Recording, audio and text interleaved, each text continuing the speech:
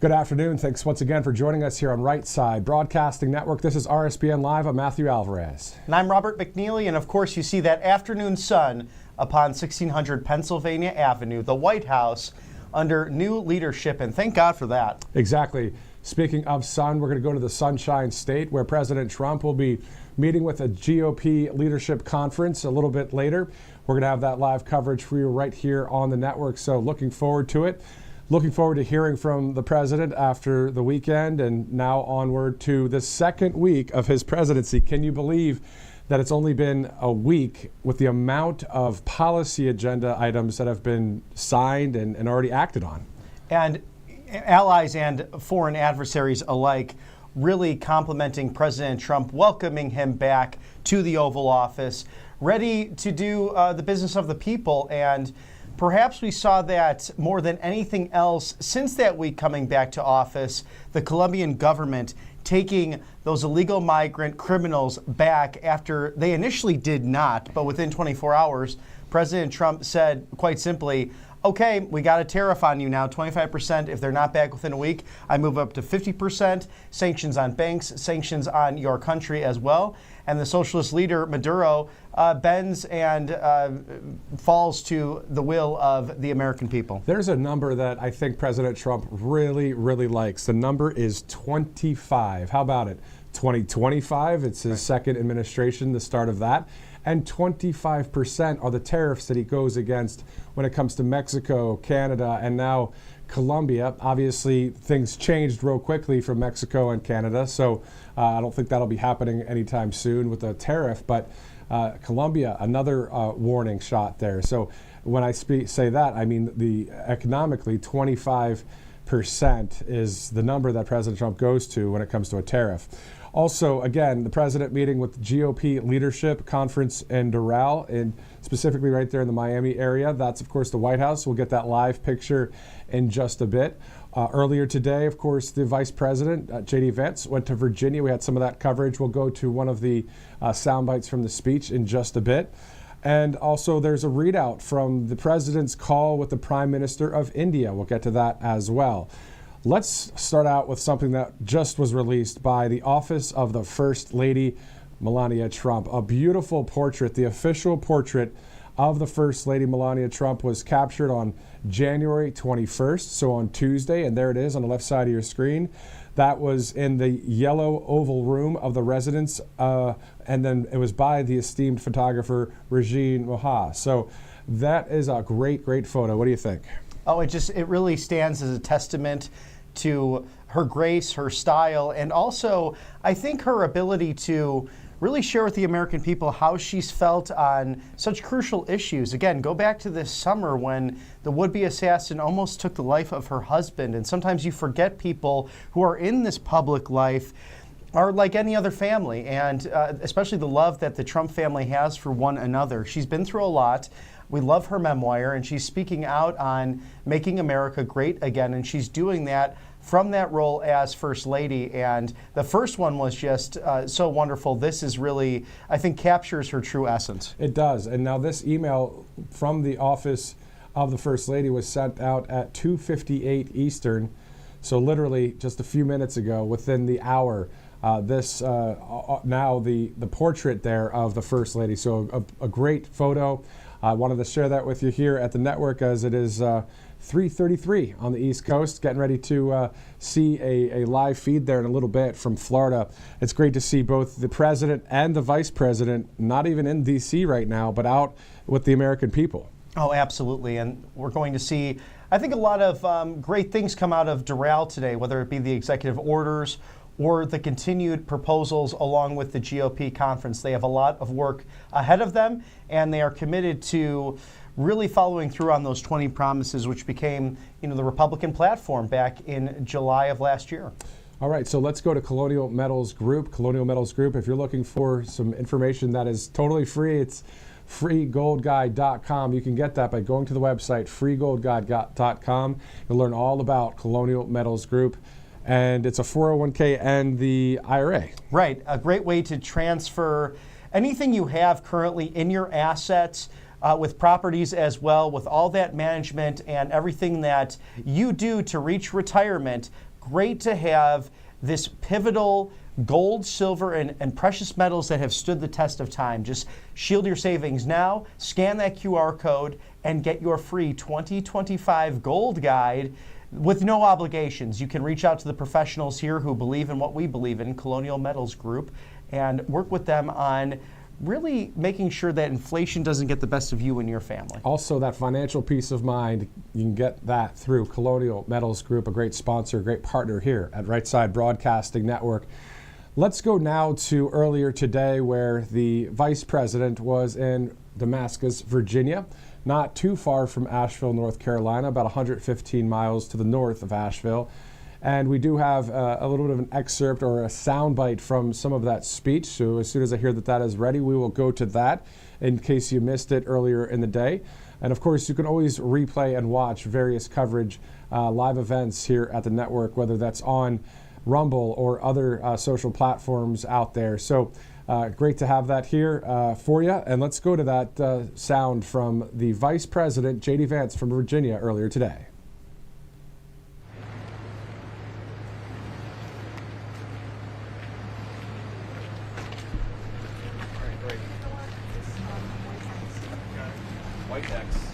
Okay. We are. Great. Okay. Well, hello, everybody. It's great to be back in Damascus. I visited during the campaign trail. The governor was kind enough to show me around, not just last time, but this time as well. As you all know, I love the Appalachian region of our country, especially this particular part. It's beautiful, the people are kind and friendly, and they've got a great community here. But obviously got slammed very hard by the hurricane, and I think unfortunately, while the people have done an incredible job at rebuilding this community, they have not had a federal government that's really been on their side. I've heard so many stories just in the last hour that I've been on the ground of federal agencies that have not developed and deployed the resources necessary, of federal bureaucrats that have been a barrier as opposed to a facilitator of some of the federal resources. And I think the country has decided collectively that we want to help the regions of our country that were devastated by this flood. So why are the bureaucrats not doing the American people's will and frankly holding up some of the aid here? I want to hear from the governor here in a second, but let me just say one last thing. I've been the Vice President of the United States for all of 7 days. This is, I think, my 7th day on the job, and this is an incredible place to have my first official trip. I heard so many good stories of good people helping their neighbors rebuild, of a woman at a church helping an elderly woman clean off photographs that were destroyed by or at least damaged by the flood, of people who have volunteered their time, have come out of retirement, volunteered and donated their money to help people rebuild or fix houses.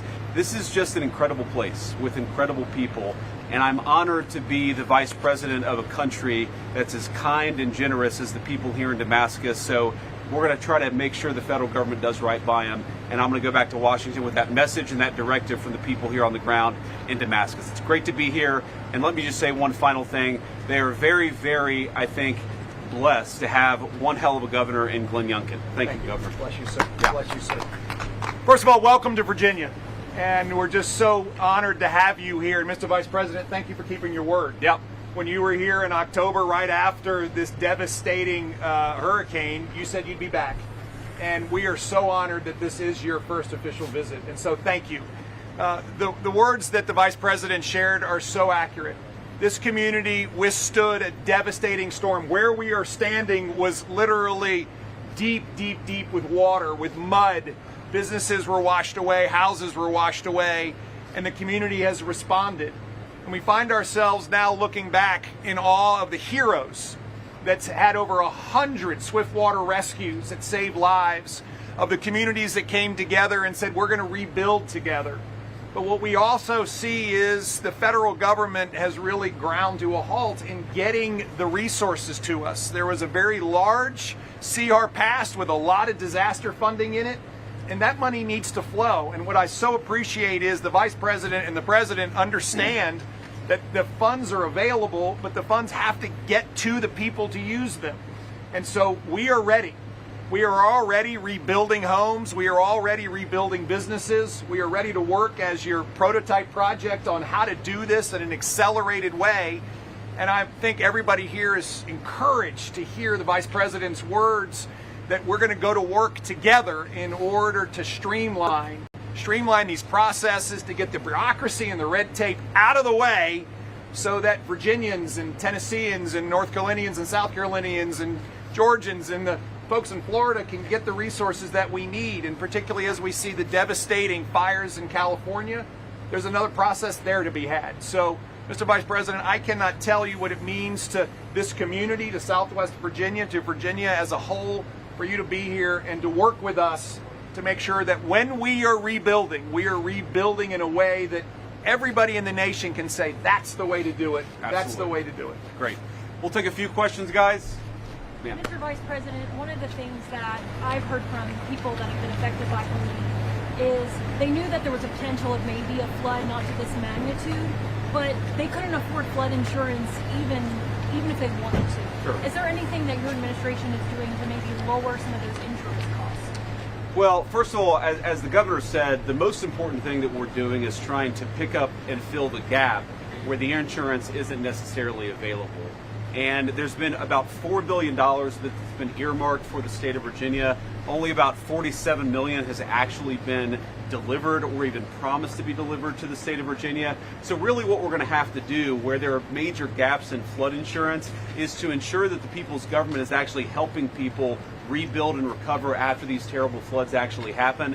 Yes, there are things that we can do to make flood insurance more available. I think there's some regulatory changes that we can engage in, but the most important immediate thing that people here need is help recovering, help rebuilding, and that's what we're going to do. The basic thrust of Donald Trump's administration, whether it's defense policy to helping people in Damascus, is we're putting people over bureaucrats. The bureaucracy has for too long stood in the way of the people's business. That's going to stop, and we're going to fight to make sure it stops every single day.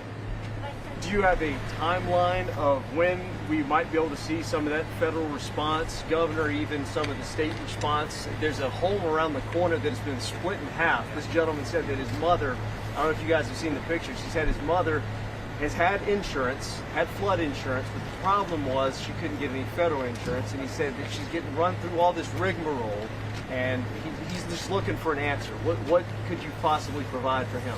Look, as soon as possible, right? We need to get back to Washington. We need to figure out what the holdup is and actually power through that holdup for people. Every single day after today is too long. We recognize these things don't always happen as quickly as they can, but the big difference now compared to a week ago is that people actually have an administration that's going to help them power through that bureaucracy. We're going to fight for them every single day. We're going to try to get that money as soon as physically possible because that's what's necessary to help people rebuild. And I can tell you that we heard from business leaders today that even in the last week, they've seen more movement than they had seen before. And so this is the opportunity for us to, yes, cut through red tape, cut through bureaucracy. At the state level, I have a $127 million budget amendment in to supplement what has already been at least appropriated by the federal government. Now it needs to come out. And this is a sprint because as the Vice President said, folks can't wait. They've been waiting for 4 months since this storm, and they don't need to wait another day. Absolutely. Anybody over here? Yes. In 7 days of being in office, you have been to 2/3 of all of this devastation. And I want to ask you about East Tennessee being part of the funding to help people. I know a lot of people are appreciative, and we want to know if East Tennessee is going to be a part of that and how this is going to energize, how you're going to energize the communities who have been great in helping each other. Yes, ma'am. So I actually met with a congresswoman from East Tennessee this morning, actually, when we landed. Obviously, we landed actually in Tennessee and then drove here to Virginia. Look, we recognize that while most of the attention from Helene is focused on North Carolina in particular, and to be clear, there's a lot of devastation in North Carolina. There's also a lot of devastation here in Virginia and also in East Tennessee. So our promise and our focus is going to be on leaving no American behind. That includes those in Tennessee and certainly here in Damascus. Mr. Vice President, can you preview at all what some of the specific changes you'd like to see with regard to FEMA's response? And does that include possibly eliminating the agency as the president has suggested? Well, so first of all, it's not just FEMA, right? There's Housing and Urban Development, there's the Department of Agriculture. There's a lot of different agencies that are coordinating a response to this particular problem. And a couple of things that particularly seem to matter the most to the people of Damascus is, one, this incredible bike trail and hiking trail that runs along these mountains is a major source of economic opportunity and economic development, right? People come in, they stay in Airbnbs, they stay in bed and breakfast, they go to the coffee shops, they go to the restaurants. But unfortunately, the part of that trail that is managed and monitored by the federal government has been way too slow to actually start that rebuilding process. That's something that we want to focus on immediately.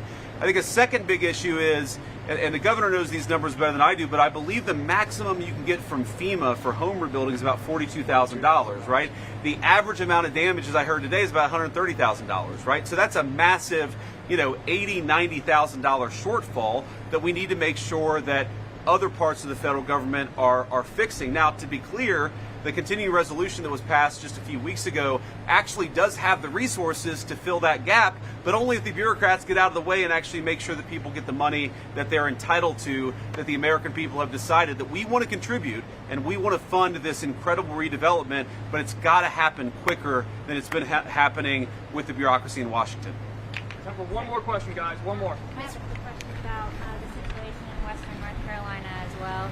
As some people were complaining about some of the red tape they had to get through to get trailers, or the hotel vouchers they were about to end in January when there was a snowstorm.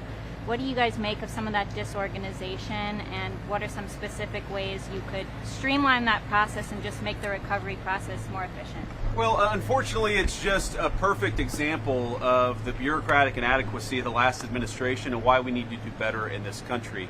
The thing that I heard most when I was in Western North Carolina before the inauguration, but it was after the election, is that there are people who wanted to put trailers or other temporary housing in particular areas of Western North Carolina, but they couldn't because FEMA had designated these particular areas to be ineligible for the type of assistance that would allow people to put that temporary housing in the first place. That's another example of the sort of thing that's broken about the federal response.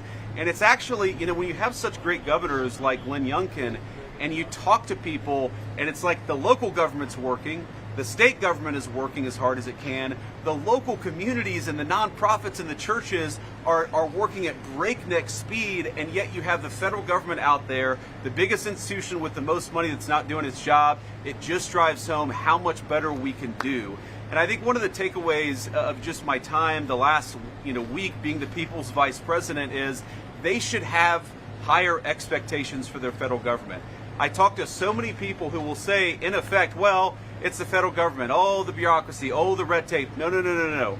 The bureaucracy and the red tape is not an excuse for the government to not do its job. We're not going to be perfect. We never will be. Government is as fallible as the people who run it, but we can do a heck of a lot better than we have over the last few years, and that is something that President Trump and I are committed to doing.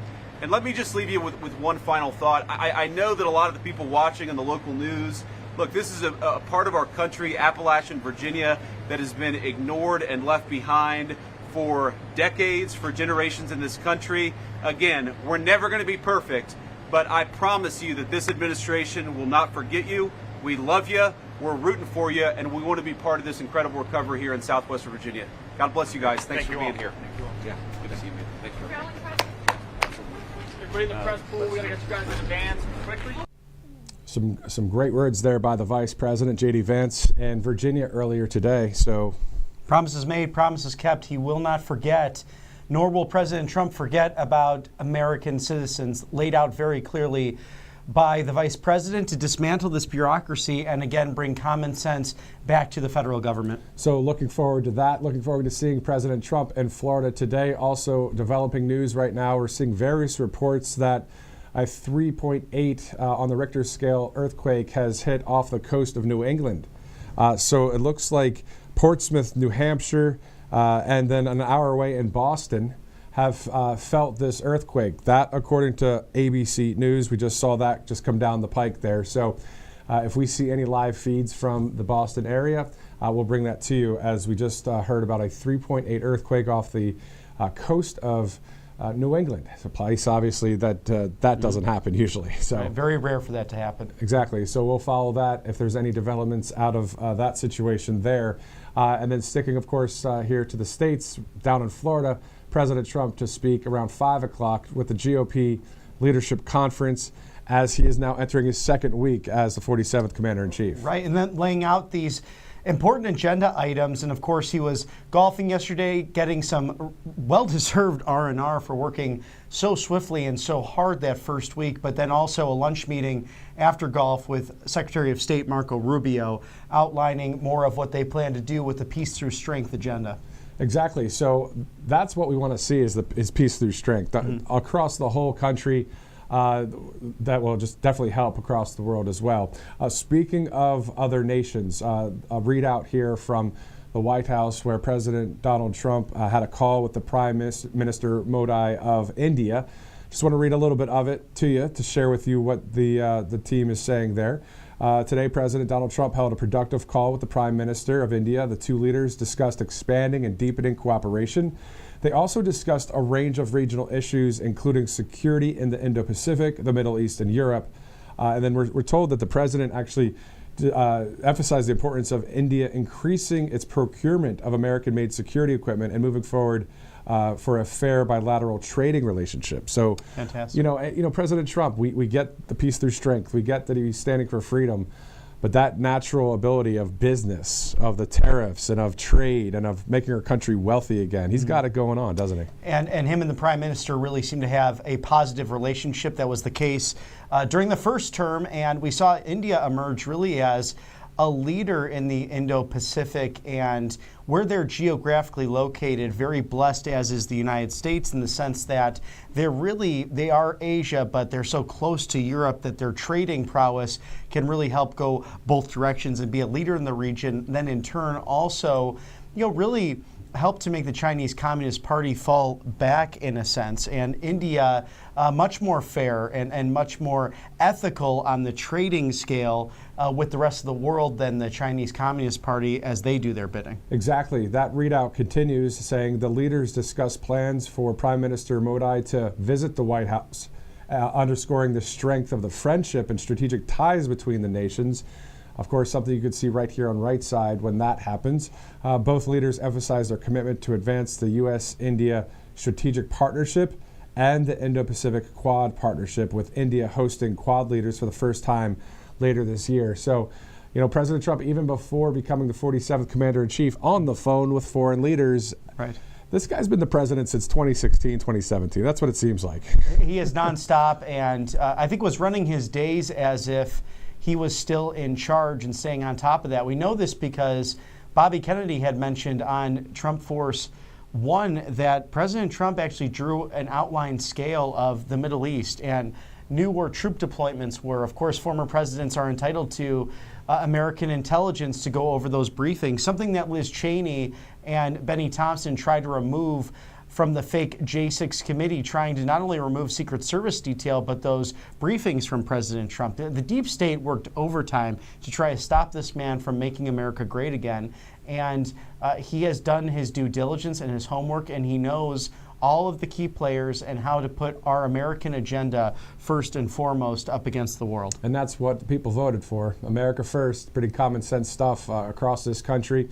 Everyday America, right? Back at the RNC, remember all those everyday Americans on stage, not some real famous person, but somebody that is still the boss when it comes to our nation. We, the people, on stage there at the RNC. And that's what I like about President Trump. He's so well known. He's the most famous person on earth, but he says, no, this is about we, the people. Right.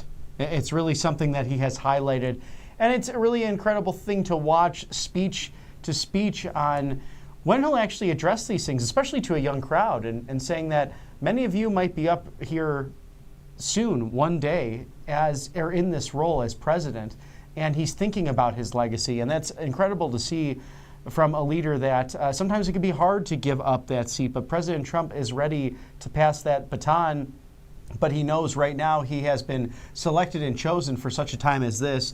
in order to ensure prosperity for the country. And that's a big reason why I think he picked J.D. Vance as his running mate. Exactly. And we saw J.D., of course, the vice president earlier today in Damascus, Virginia. Again, on the heels of President Trump's 3-state stop just on Friday and Saturday, of course, starting the day in Western North Carolina, then to L.A., and then to that rally in Nevada, which it's great to say the word rally here at Right Side Broadcasting Network, having covered, I wish we knew how many rallies were covered or have been covered by this network since 2015 until now. I wonder what the number is at this point, but it's just been a lot of great coverage, of course, right here over the years. Let's go to Tax Network USA, great sponsor here at Right Side Broadcasting Network, 800-357-1415. This is not just a sponsor. This is an actual thing, just like all of our sponsors. The products are great. This one's awesome. Have any questions about taxes moving forward? Bobby and I talk about the phone number. We also talk about the website. I prefer the phone call. You like the website first, then maybe the phone call. In general, I'd rather talk to somebody about this kind of thing, but 800-357-1415. And these are patriots and experts on the right side of history, so be not afraid to make that phone call and research how the great experts at Tax Network USA can help you. tnusa.com/RSBN. Tax Day, April 15th, truly right around the corner. And I don't know if this is the case for you, Matthew, but I just feel like time just moves faster and faster nowadays. 100%. 100%. It's going to be 2020. No, let's not even go there. But why don't we do this? Why don't we talk about 2026 just because it's next year? So next year, our country is going to celebrate our 250th anniversary. So July 4th of 2026. It's interesting to say that next year is 2026. Can you believe it? It's remarkable. And so much to do in so little time. Yeah. So President Trump, of course, at historic speed, as he says, with all of the executive orders. And then speaking of 2026 in July, part of Agenda 47 was to have this huge celebration for our country in July of next year at the Iowa State Fairgrounds. And what a great party that will be for our nation. 250 years and many more to come.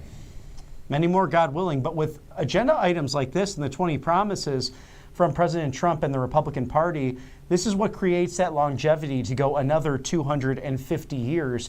And it's time to play offense. We know that the Chinese Communist Party, they're not looking down the road to the next election. Of course, they don't have those, being a communist dictatorship, but they're looking down 200, 400, 800 years down the road. That's their end game.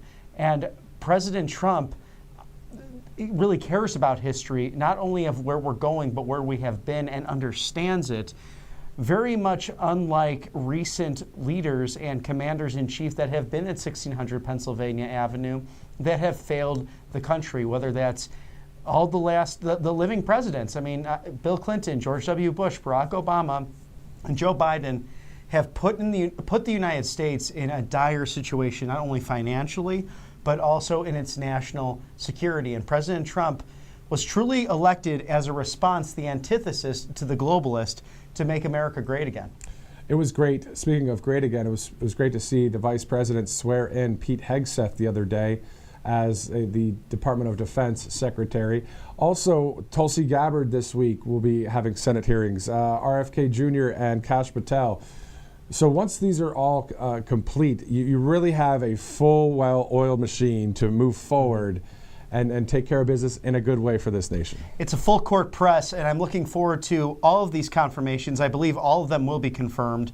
And that first meeting, those first pictures, which hopefully we'll see by the end of this week or even early February, of the entire cabinet together for that first cabinet meeting. That will be a special sight to see. That will be awesome to see. And speaking of pictures or photography, let's go to the Office of the First Lady has sent out the official portrait. If you're just joining us right now, First Lady Melania Trump, they just sent out that portrait right there on the left. So an amazing photo there, as the Office of the First Lady just sent that out. Again, that was taken on January 21st in the yellow oval room of the residence, and then that was by esteemed photographer Regine Mohau. So a great vantage point there of the First Lady. And also President Trump and J.D. Vance's portraits are absolutely powerful and awesome.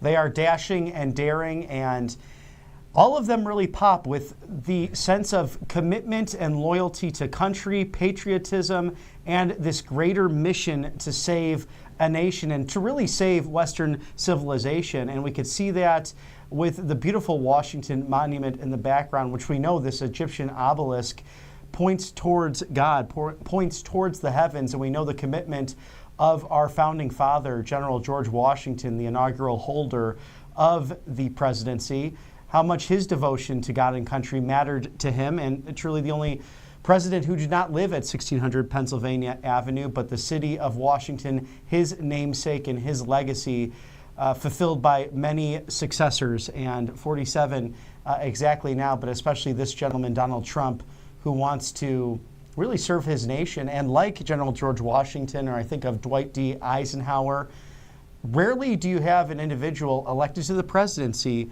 who has not held public office prior to this.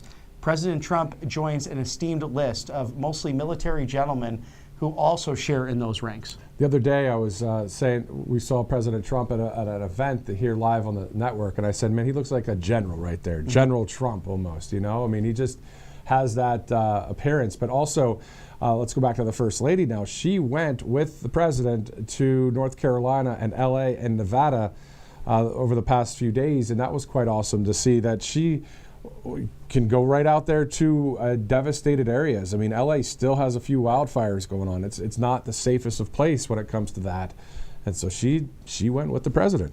And in her native tongue, speaking Slovenian to the fellow resident there, that was a special, touching moment. She speaks 6 languages, I believe, and she's as sharp and smart as anyone can get, and a great businesswoman even before she met Donald Trump. And what a partnership, what a wonderful marriage as our first couple. And he's the commander-in-chief. I like to call her the comforter-in-chief. As you saw, her compassion, her style and grace and elegance, and she clearly has a heart for people and especially her fellow Americans.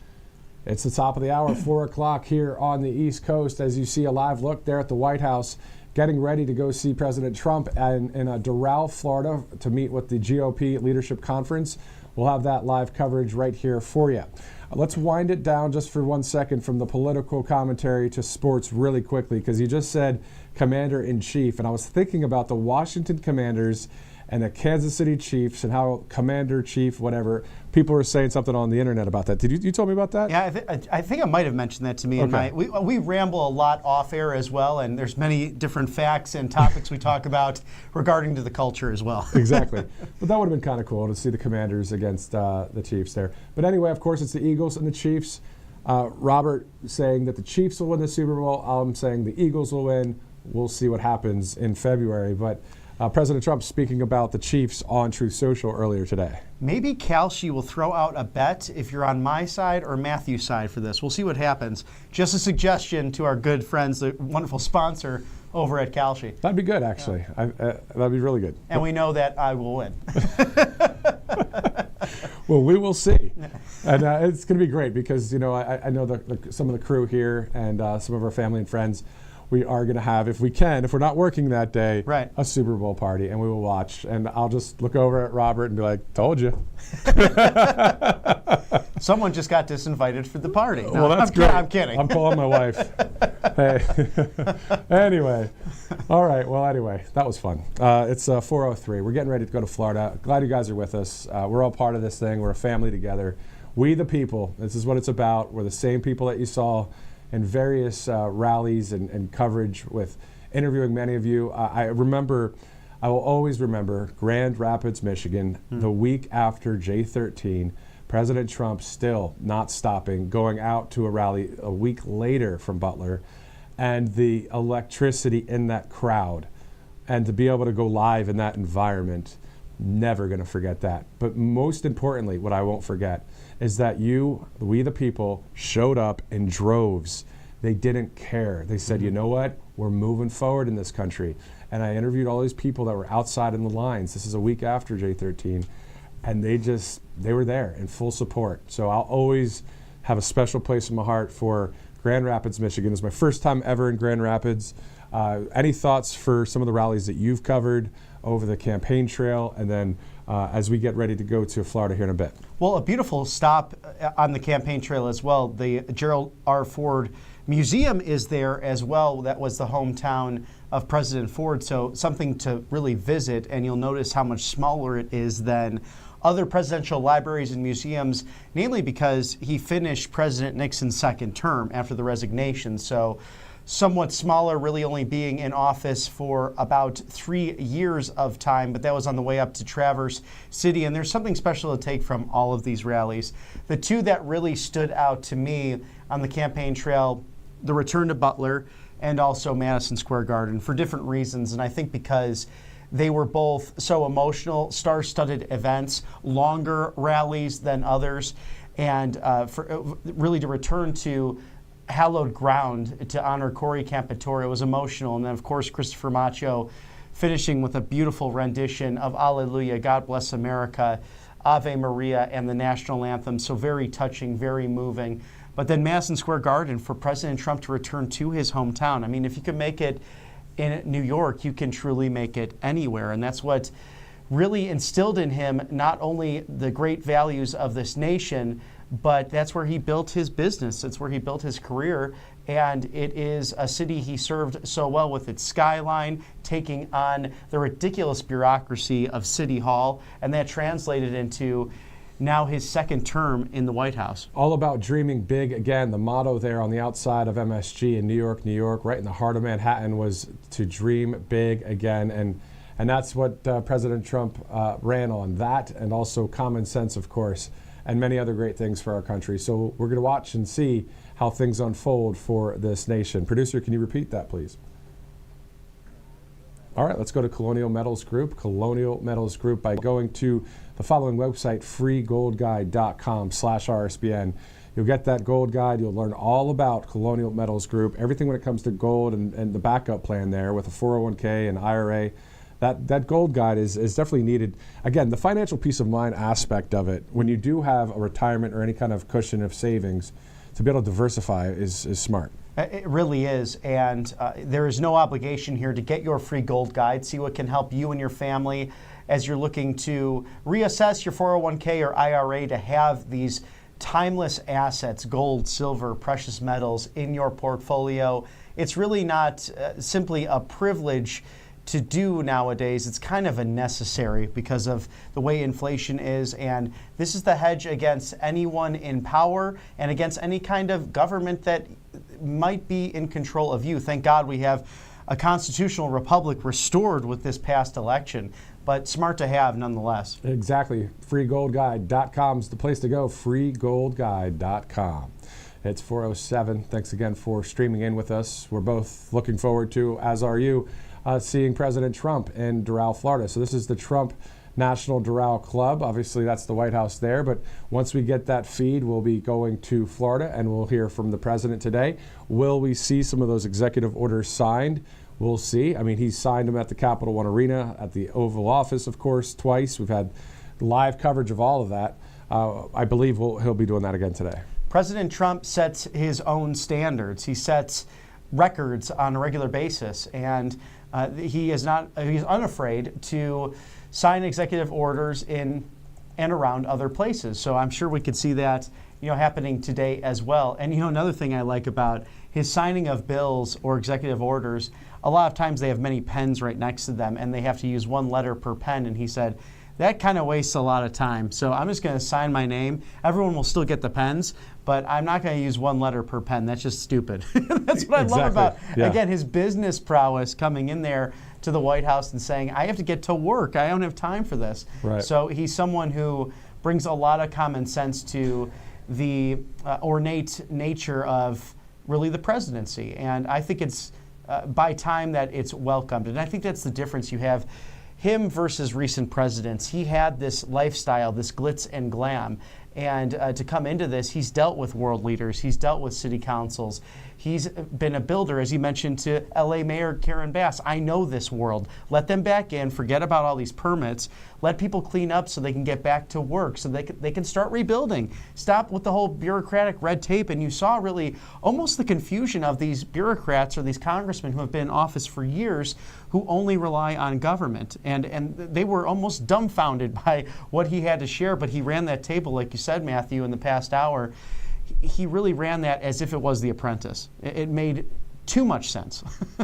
It's powerful. And what you said about President Trump setting his own standards, very powerful point.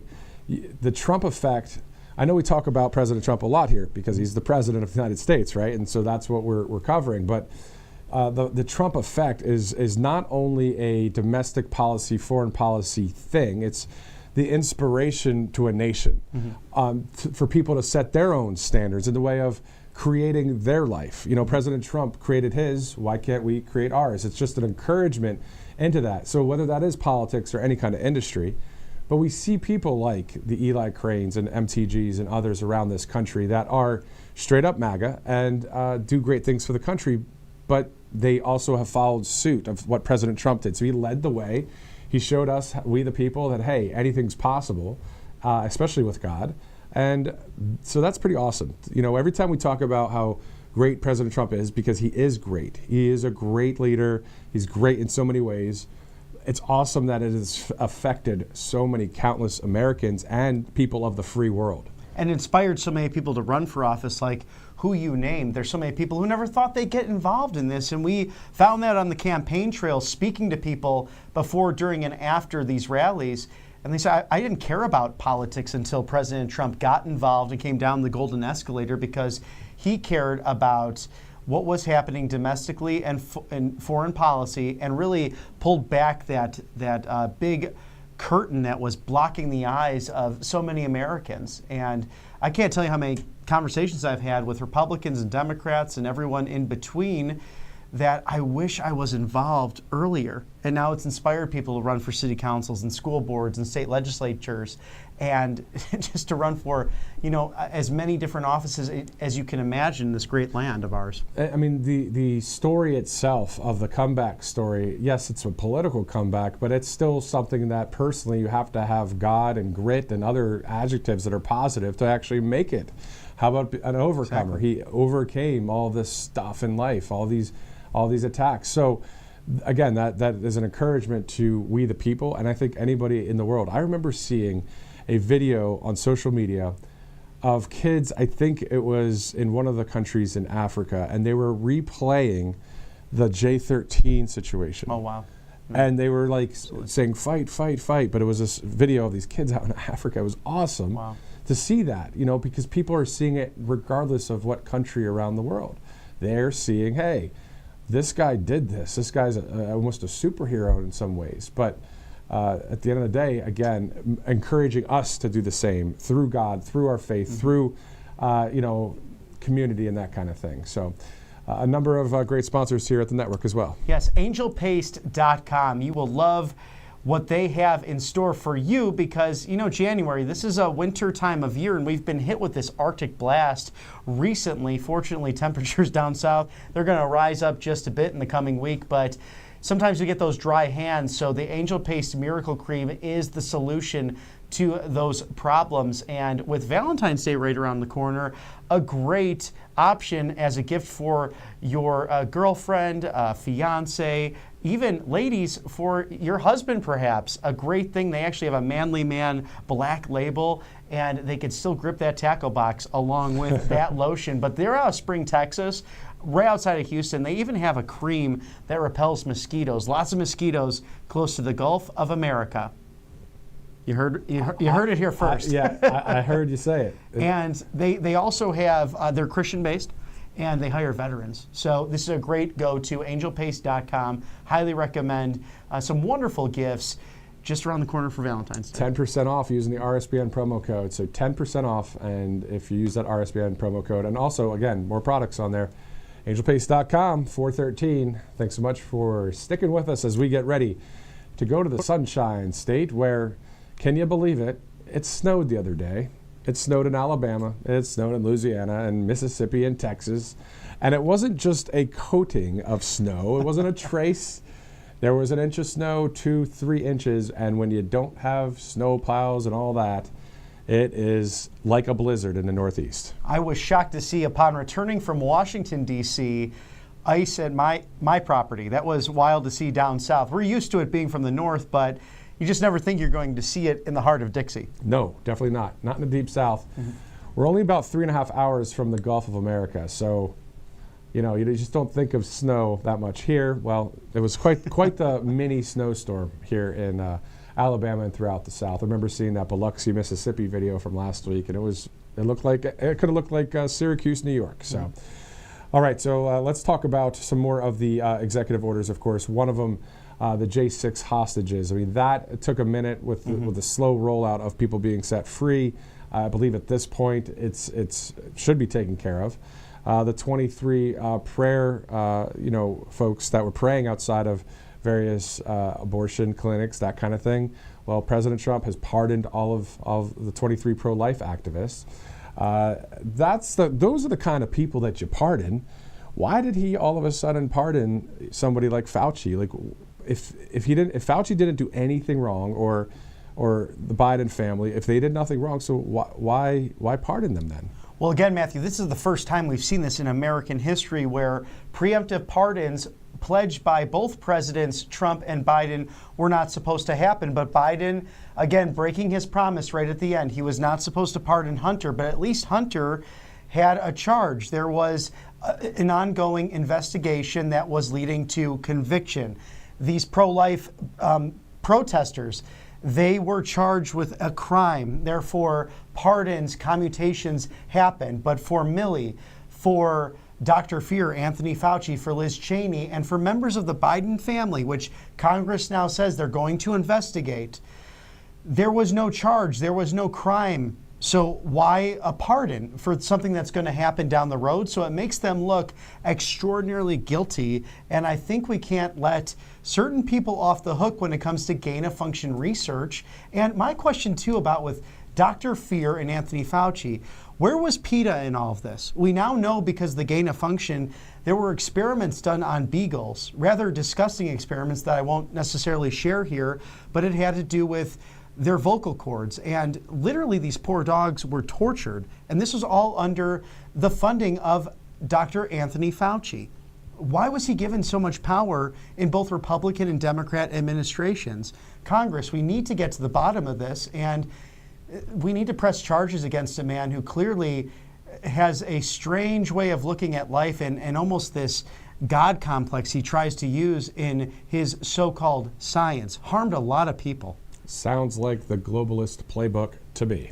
4:17 Eastern, right? I mean, at the end of the day. No question. It's 4:17 Monday, January 27th, 2025. I don't know how many more years I was just going to add there. About 2020, 2025. Anyway, looking forward to seeing President Trump. I know you guys are too. That's why you're streaming in here. And I hope you like us too. I think you do. We see you say some nice things about us on Truth and X and stuff like that. But looking forward to seeing the president. Also, RSBN's Christina Loren joined us last week, so it was great to have live reports from her. And of course, was at the rally in Las Vegas, where, if you're just joining us now, how about that speech by President Trump? It was so relaxed, but funny, but strong. It was just great. It was a great time.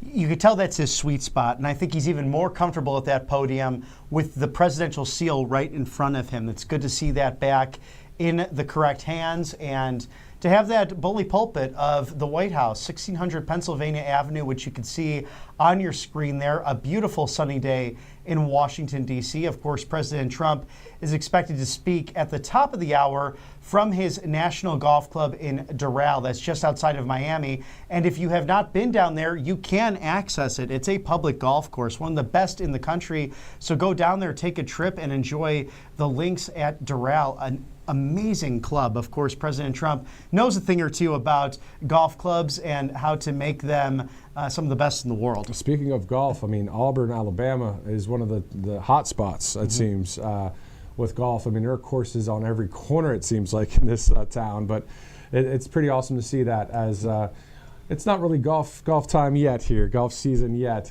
We'll see what the weather does, but it might be around 70 degrees next week here in Alabama, even though it's still January. So I'm not used to that, to be honest with you. My wife and I are from Pennsylvania, so January, February, and even into March, it is cold. So anyway, let's look at some of these promises made, promises kept by the president. President Trump said he would end the EV mandate. He did so. President Trump said he would have the backs of the brave men and women in law enforcement. He did just that by pardoning 2 D.C. police officers that were unjustly prosecuted. The president said he would use the military to secure the border. Well, as you guys know, the Pentagon is deploying troops to the border, and the Coast Guard is surging assets to the Gulf of America. So we've seen the Marines, boots on the ground along the southern border. So just imagine living in one of those towns along the border. Maybe in Cochise County in Arizona, maybe in El Paso in Texas, maybe in San Diego. Say you have a house there, an apartment, a business, a farm, whatever, and you've dealt with so much junk of criminal stuff going on. Now it's getting cleaned up. Now you can kind of breathe a sigh of relief. That is part of our country on that other side of the border. Right. This has nothing to do with immigrants. This has everything to do with illegal immigrants, no matter where anybody's from. And it's just good to see the president, promises made, promises kept. Well, and there was even a video with Dr. Phil in the city of Chicago with border czar Tom Homan, and they're interrogating one of the suspects that allegedly was involved in child trafficking and sex acts with a minor. That's what he is charged with, multiple counts, denying that he was even illegal or that he had anything to do with that. So multiple felonies, perhaps, for this individual. And really highlighting the fact that Governor J.B. Pritzker and Mayor Brandon Johnson are not protecting the residents of the city of Chicago.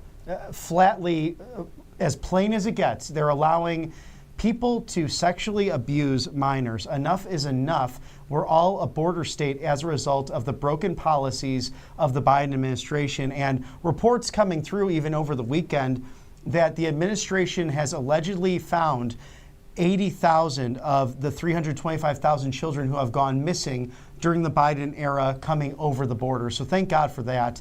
And our prayers with all of these people who have suffered so much. You want to talk about family separation?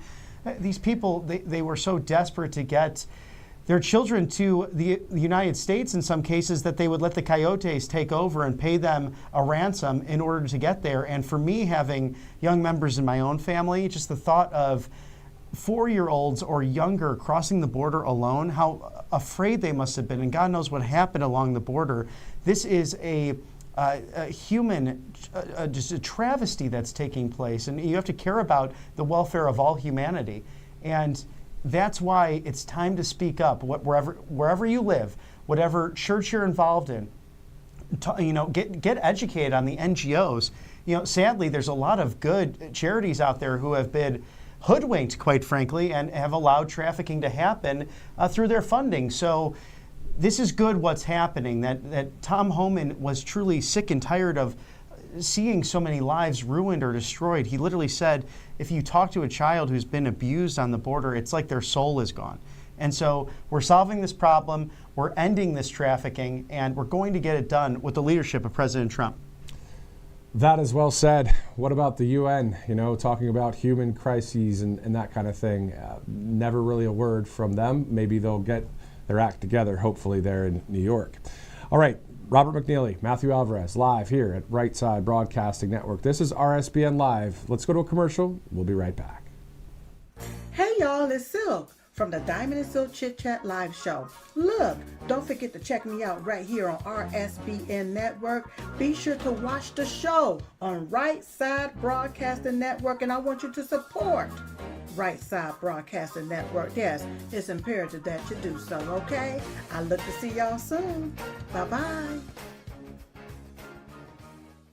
A large retail store just canceled a huge order, leaving us with a ton of extra MyPillows. But you know what? That's their loss. I'm going to make it your gain. For the first time ever, you get standard classic MyPillows for wholesale prices, only $14.88. I can't believe I'm even saying that. Only $14.88. But it gets even better. For a limited time, I'm going to offer my entire classic collection at wholesale prices.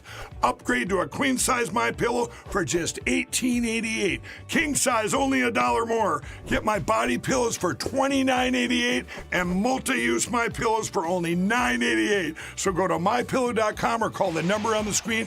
Use your promo code to take advantage of wholesale pricing for the first time ever on TV, including my standard size MyPillow, only $14.88. They've never been offered this low before. We have limited quantities at this price, so limit's going to be 10, and once they're gone, they're gone. Welcome to Right Side Broadcasting Network, your trusted conservative news outlet. At RSBN, we deliver the truth when the mainstream media falls short. Since 2015, we've proudly broadcasted every single one of President Trump's iconic MAGA rallies, bringing you the excitement and energy live before anyone else. By watching RSBN, you get an unfiltered front row view of the action on the ground. We interview the crowds to give a voice to millions of Americans just like you. We show you President Trump's speeches in their entirety, free from interruptions and censorship. We cover the stories that matter to you with the integrity and passion you deserve. Thank you for choosing RSBN as your home for America First News.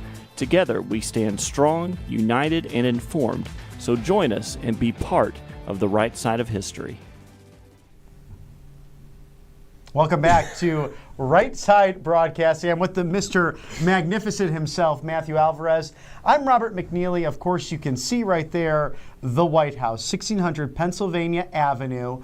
And we are now a live desk bringing you everything President Trump and the 119th Congress. If you were with us earlier, we saw Vice President J.D. Vance with Governor Glenn Youngkin surveying what took place in Damascus, Virginia. That's Western Virginia, just outside of Bristol, Virginia, and Bristol, Tennessee, with all of Hurricane Helene and the devastation that's taken place the last few weeks and months following that storm. And of course, one of the best headshots and official portraits you could ever see out there of a vice president committed to making America great again.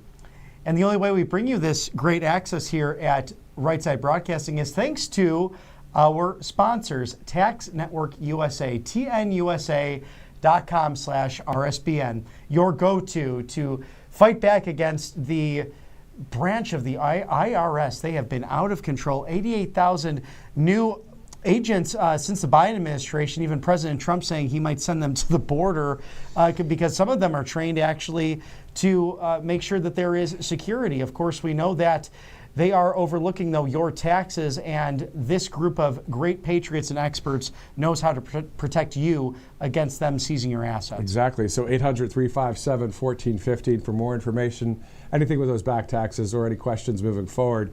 800-357-1415. If you guys missed President Trump's speech in Las Vegas on Saturday, go ahead to Rumble and go to RSBN, the channel here, and go ahead and watch President Trump's speech from the other day. You think that you're listening to a stand-up comedian in some ways. I mean, obviously, after a great win for the presidency and a great week of a lot of serious actions taken with executive orders, it's nice to have a kind of fireside chat with the intimate crowd there in Las Vegas of about 1,500 people. Of course, Christina Loren from our network was there, and Robert holding down the fort here. And it was just, when I was listening to the speech, I just was like, man, this guy is he's just kicking it, and he's just with the people. And I think that's the outsider person that we all voted for, and that's why the majority of the country has smiles on their faces. And for those of you that might be watching that are not a supporter of Donald Trump or anti, his agenda, I would say this, thanks for watching. You're a part of our country. We're doing this thing together. And we know that President Trump is the president of all of America, just to make it great again. So thanks again for watching, regardless of your political affiliation. And that's so much of what's happening now within the last, decade of this movement. It truly is we the people versus the deep state, which has really been injured, if not decimated. We've seen that. Now it's on to the rest of the globalists who are trying to hold on to their last efforts of power. Of course, President Trump last week speaking to Davos and the World Economic Forum saying, I will slap tariffs on you. I will put my country first. And people like BlackRock, the CEO, we had some citizen journalists in Davos, Switzerland, not associated with Right Side Broadcasting, but independent nonetheless. And we support great free speech people who are out there trying to get the truth. The BlackRock CEO would not answer questions. You're not talking about Rebel News, are you? That might have been, actually. I need to double check that. But yeah, some great people who are doing amazing work in the new media who we love to support and shout out here right at the network as well. But President Trump making clear, I will put America first and I will use the tariffs necessary so you don't take advantage of our middle class. Yeah, our friends to the north, those that are patriots in Canada that just love freedom. There's some good stuff going on with some of the news agencies. We're not talking about the main ones over there. It's CTV and CBC and whatever, but we're talking about the ones that are doing good things for the people. It is the bottom of the hour, 4:30. Looking forward to seeing Florida, seeing hopefully the sun out there in Doral. Also, again, it snowed in Florida. I couldn't believe it. In Alabama and Louisiana and Mississippi and Texas and on. But it has all melted, and we are now moving forward with some warmer temps here. But up there in the Northeast, of course, how was that for you? I mean, that was quite cold some of those days, wasn't it?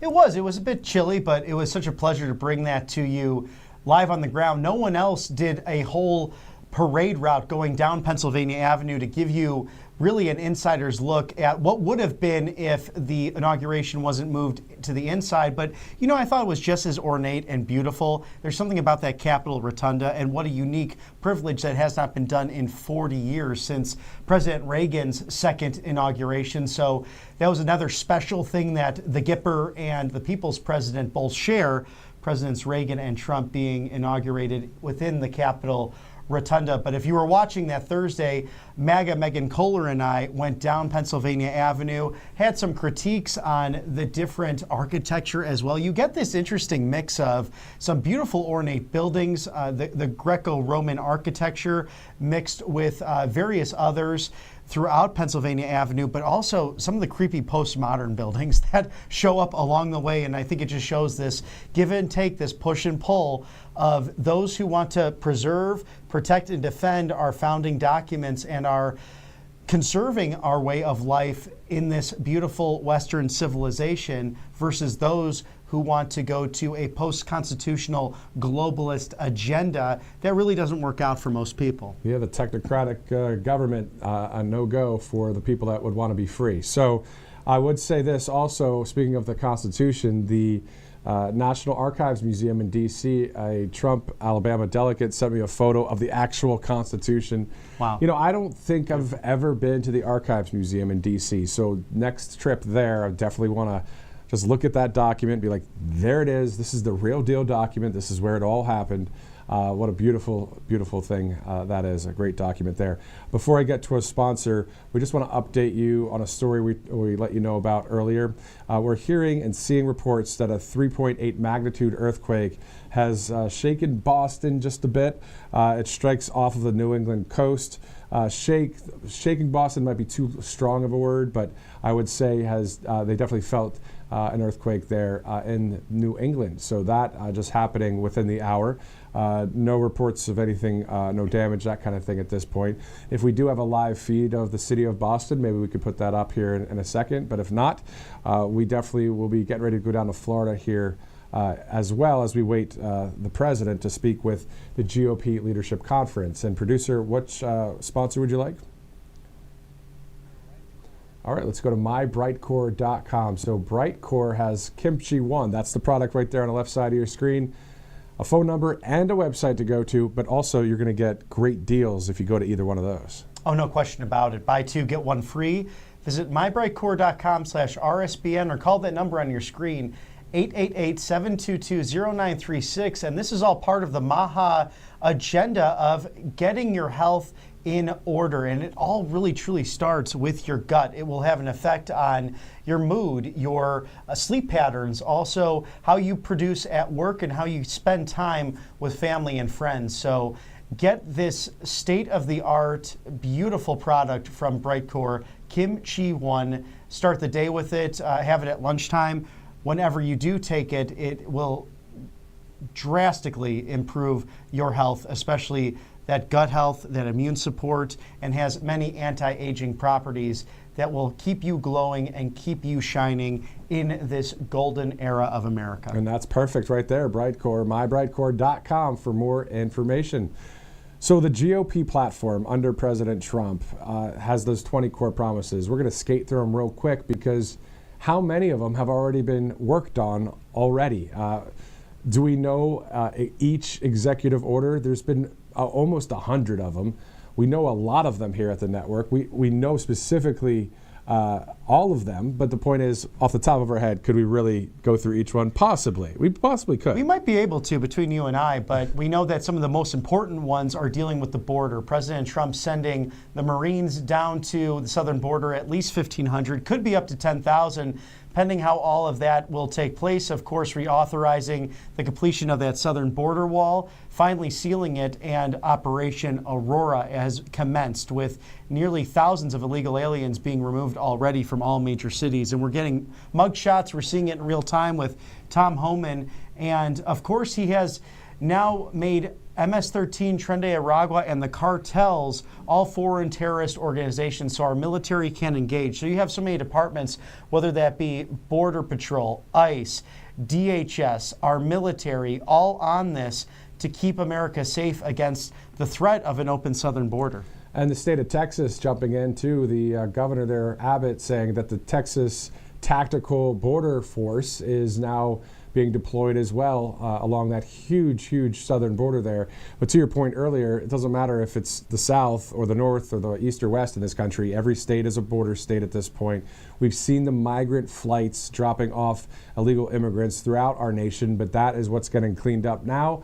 And yes, you say, well, these are people you're talking about. Well, yes, there are people, but the problem is many of them that we don't even know where they've come from have committed crimes against our country. We just can't have, there would be no border, if there would be no country if we didn't have a border. It's like I said the other day, if Robert and I and our families, we all traveled to a place like Italy or anywhere in the world, you don't just walk into Italy. You have to have all the paperwork and all the documents to know who the heck you are. So anyway, so that's getting ramped up with ICE right now. And then that's number one here on the 20 core promises, is seal the border and stop the migrant invasion. So the question I have, whether it's a rhetorical question or maybe I'll ask you here, but is he's done so many things in just this first week. What is the next year going to look like? Right. You know what I mean? If this is done in the first week, and most of these 20 promises have been touched, when it looks like strengthening and modernizing our military, making it without question the strongest and most powerful in the world. Enter Pete Hegseth, the DOD secretary. How about fight for and protect Social Security and Medicare with no cuts, including no changes to the retirement age? These are all executive orders that President Trump is working on and signing. How about canceling the electric vehicle mandate? He already did it. Keep men out of women's sports. Already got that taken care of. I mean, there's so many things that from the federal government side is happening. Secure our elections. I mean, there's so many that are happening. So again, a year and a half down the road, and all of the actions taken, what is our country going to look like? I mean, it'd be nice to sit back and not have to be concerned about losing our freedoms in this country. That's what's happening in the UK. That's what's happened in Brazil. But we're not having that happen here, thanks be to God. But for us to be able to create and to be able to have a job and be able to provide for our family and have the safety for our family because of law and order, like that's really what we can do as a country. We can really grasp that and have that moving forward and hopefully help other nations with that process, but not through the way the deep state used to do it, through war and taking out leaders and all that craziness. Right. Just having the right people in charge for the freedom movement. And I really do believe that within a week or two, you're going to have some form of peace agreement between Russia and Ukraine. It's Vladimir Putin and Vladimir Zelensky have given that option as a true possibility now that President Trump is in office. They both seemingly either fear or respect him. Probably a little bit of both, quite frankly, because they're dealing with an alpha male. They know that for sure.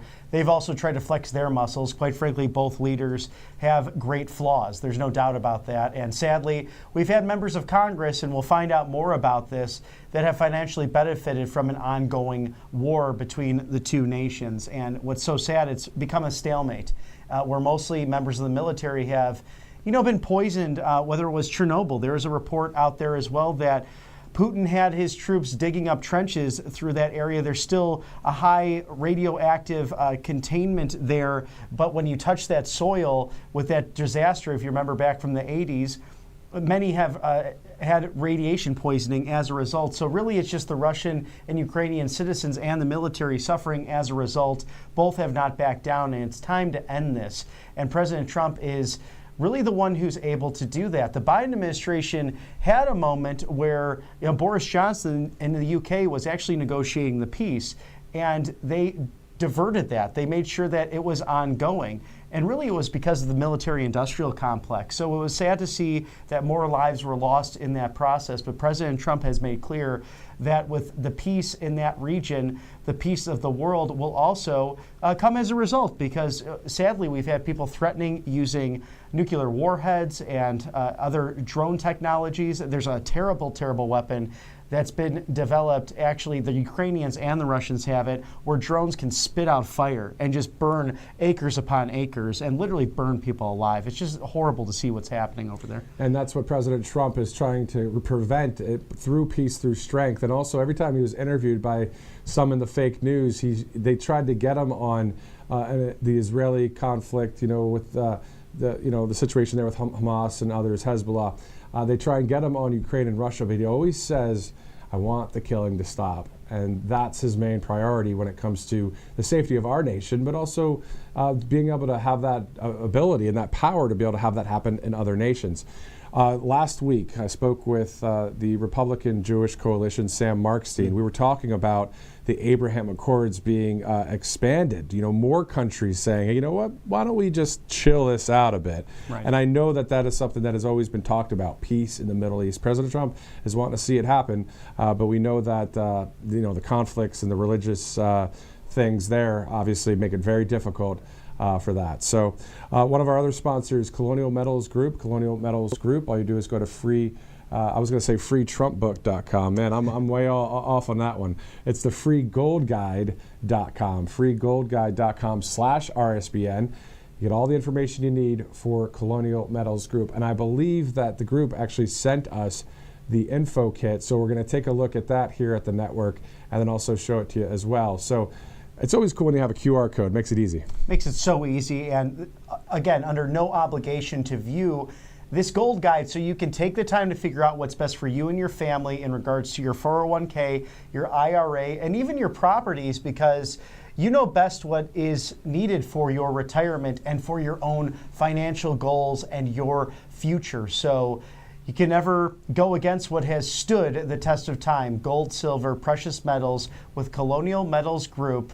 Get that RSBN exclusive. Scan right now, shield your savings, and make your household great again with some gold. Yeah, definitely. I love that. And also as a backup plan there when it comes to your IRA and 401k. So freegoldguide.com/RSBN. It's 4:42 here in the newsroom, here in the studio at Right Side Broadcasting Network. We're going to have a live feed in beautiful Florida coming up, where President Trump will be meeting with the GOP leaders, the GOP Leadership Conference. We believe he will also sign a few of the executive orders down there in Florida. So we'll see. We'll have that live coverage here. If you joined us earlier today, the Vice President, J.D. Vance, touring Virginia, which was quite awesome to see, because at the end of the day, he even said it towards the end of the press conference. He goes, for the local stations around here, the local TV stations, and he started talking about the specifics of what is needed to be done. You could tell that even though he is a national vice president, right, he's still able to connect with everyday America. And that is what President Trump and J.D. Vance are all about. I think that's such a strength to why he was selected. And I think he ultimately was in the back of President Trump's mind when he visited East Palestine, Ohio. And you saw how JD went in there and he took that stick and ran it across the water with all those pollutants and the colors that were coming out. And Pete Buttigieg, the Secretary of the Department of Transportation, too busy to go there. Same with President Biden. Took weeks and weeks in order to see what was happening on the ground, but he was always more willing to go over to Ukraine or overseas to care about nation building and continuing wars and all of that nonsense. It's about putting America first, and at the end of the day, like you said, Matthew, it's not Republican or Democrat. It's really about we the people versus a military-industrial complex that was a big part of the deep state. Exactly. And so we know that we see that live look there, too, in Miami, as it's 74 degrees in Miami right now. Oh, wow. Today, a high of 76 and sunny. Not a bad spot to be. They're live at the Trump Doral. You can see the signal there on the right side of your screen. It's 4:44 p.m. Eastern Time. A little bit of an issue there with some of the screen, but we'll get that taken care of as we'll get ready to see the president here in about 16 minutes time from now. You're looking live at the White House as we are live here on RSBN Live. This week, quite the news. So those of you watching right now, you can stick with us if you'd like throughout the week as we cover a lot of Senate confirmation hearings from Tulsi Gabbard to RFK Jr. and Kash Patel, a lot of must-watch streaming. And then, of course, any events that happen at the White House, or maybe there's a press briefing in the works. I'd love to see just a press briefing.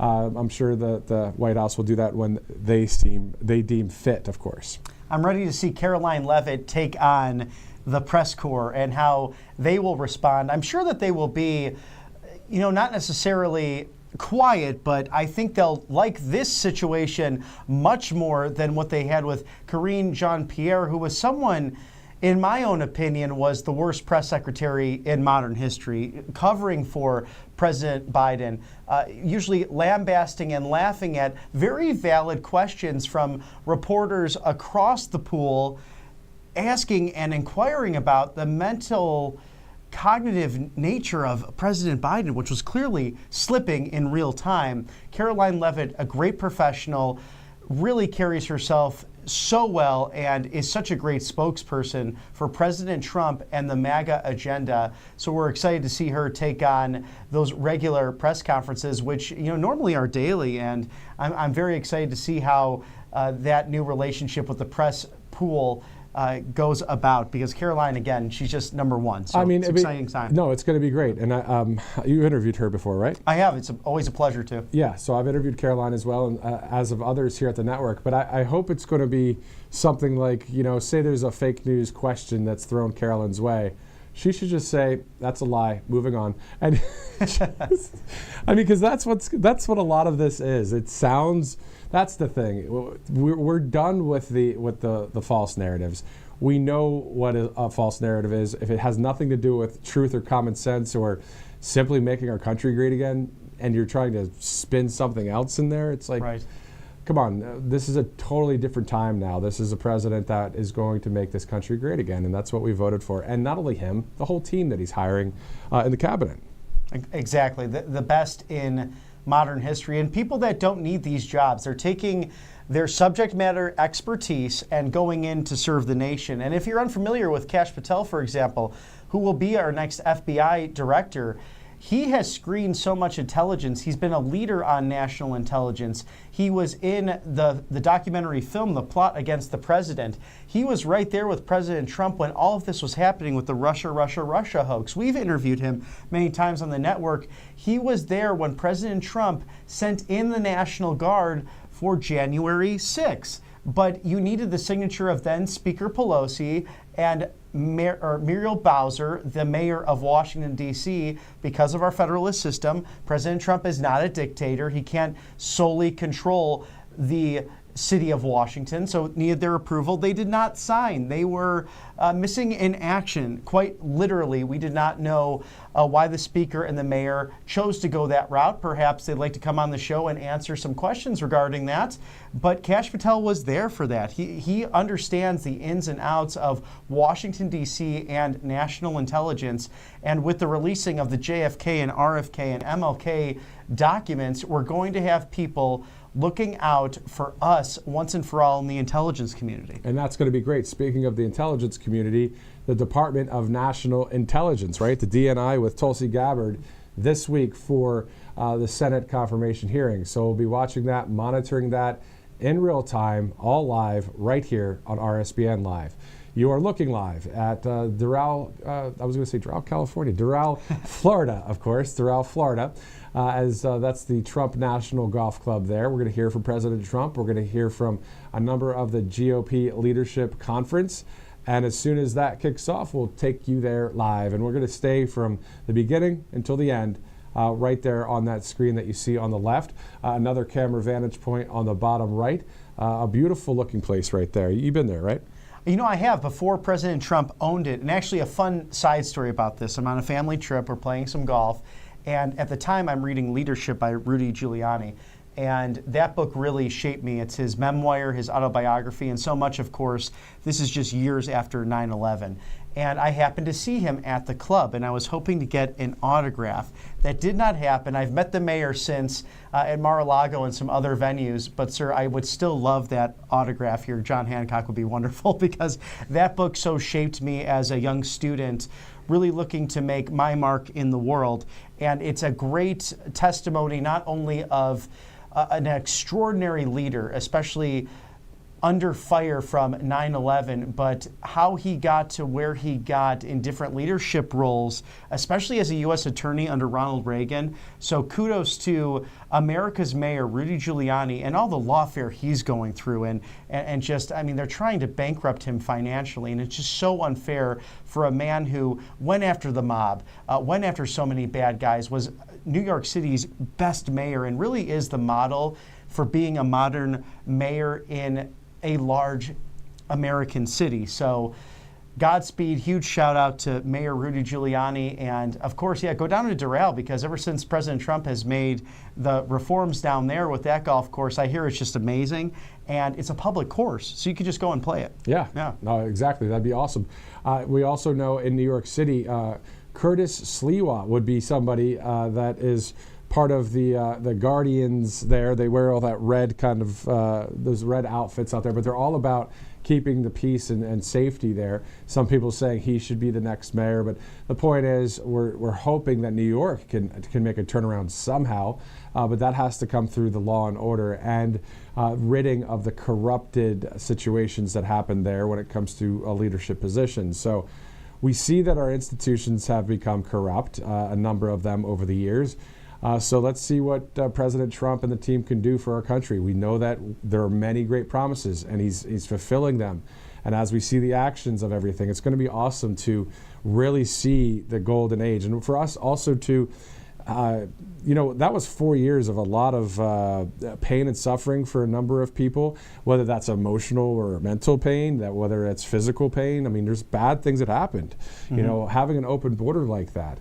The fentanyl, the crimes that occurred, the weaponization of the government. That's all. I mean, our J6ers, the nonviolent offenders. It was a very big political thing that happened in our country. We never really thought something like that would happen here, but it did.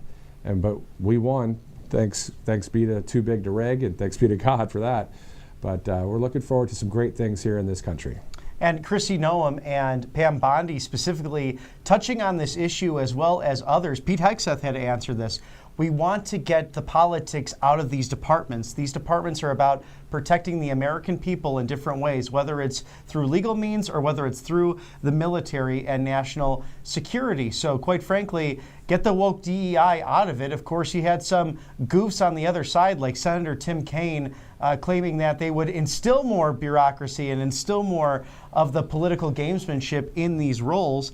And quite frankly, that's not going to be the case, because we know, especially in Pete Hegseth's defense, he is truly a man's man and a military leader if there ever was one. Of course, he reached the rank of a major during his time in Operation Iraqi Freedom in the War on Terror, a Bronze Star recipient, and someone who truly loves the military, written many books on it, served in nonprofits with high accolades. Of course, you have people that were also claiming this, that, and the other, that he was somehow an abuser and drinking too much before he was even a Fox News correspondent. Well, certain outlets would not have allowed him on media if he was doing that on a regular basis. He's a man of God, a great family man, and just so thrilled that he's now our Secretary of Defense, and that our Secretary of Defense can do PT and some boot camp with the fellow soldiers. Well, wait until, we saw those videos that President Trump would play of the modern military, the way it is now, with the leadership of the woke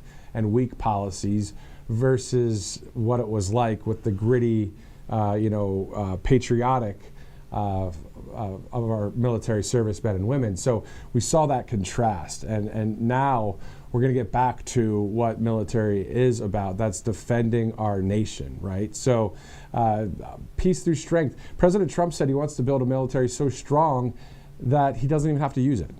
Yeah, exactly. That's what he said. Right. I can share the quote if you'd like from one of the speeches that he said. He said it, I believe, at the Commander-in-Chief ball, which you were at that one. Oh, that was outstanding. Yeah. And what a vantage point to see him share that first dance as the first couple with him and Melania, and of course joined by the Vances. And then they had members of the military come out and dance with the Commander-in-Chief and First Lady and the second couple. So a special evening. And that big, beautiful cake that came out, too, that featured all 6 branches of the military, but also the new design of Air Force One that President Trump is likely to get through. You know him. He's tenacious with all this, the new colors, and something reminiscent of Trump Force One. And there's Congressman Ryan Zinke, actually, right there. And, of course, he was in the first administration, a Navy SEAL himself, representing the at-large position of the great state of Montana, a patriot in his own right. Exactly. Speaking of Navy SEALs, there are 6 Navy SEALs that are in Congress. Interviewed 2 of them the other day, Representative Eli Crane out of Arizona and Representative John McGuire out of Virginia, who, of course, was endorsed by President Trump and won his race there. So great to have actual people that have been boots on the ground, and now they're fighting in a different way for our country and for our freedom. So wonderful to see that. As we take a live look there at Trump National Doral, we'll be going there live as soon as that starts, which in about 5 minutes, we're told, should be the start of this program there. You can see the beautiful seal there. Isn't that great to see, Robert? Mm-hmm. The presidential seal, and that President Trump, when he's standing there, is the Commander-in-Chief. It's a great thing. It's a wonderful thing. It's a bright day, morning in America once again. Exactly. So, all right, it is 4:55. Thanks so much for streaming this live coverage wherever you're watching. If you're watching on Rumble, shout out to all of you on there. Go ahead and follow our channel. And if you're watching on any other social media sites, thank you so much for streaming in live. This is RSBN Live, and we will be live tomorrow as well, and all the way through the week and into the future, as we know that this week has a lot of news stories happening, a lot of America First news happening here, including those Senate confirmation hearings. And anytime the president has a media availability, we do get the schedule here at the network. It's a public schedule, so you can too, but we follow it, and we have the pool feeds and the live feeds. And on occasion, we're able to actually go to these events as well. Robert was actually live at the Rumble Studios in Washington just the other day on his way back from being there, which was quite awesome. What was that like on the first week of the presidency? You know, getting an opportunity in a new media. See, this is not something I would ask if conservative media was around for 30 years. I mean, this is a brand new thing that's been happening over the years, but still, for you to be live first week of the presidency in Washington, D.C., on a network that is pro this country, on Rumble, at the Rumble Studios, that must have been awesome.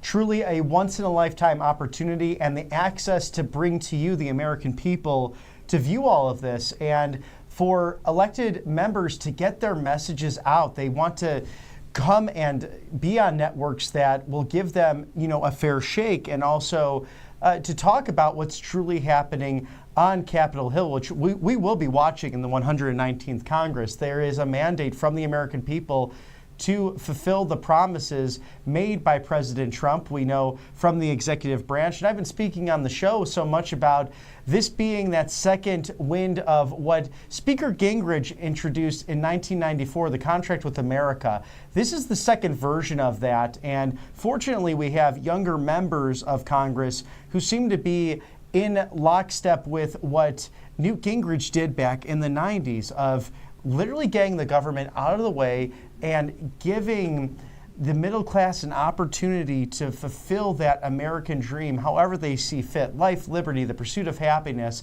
And with the Republican platform inspired by President Trump's promises, there's no question that that can be achieved. Speaking of President Trump, Representative Eli Crane just posting literally a minute ago on Truth Social saying, quote, President Trump has done more to advance American interests in 1 week than Biden's handlers did in 4 years.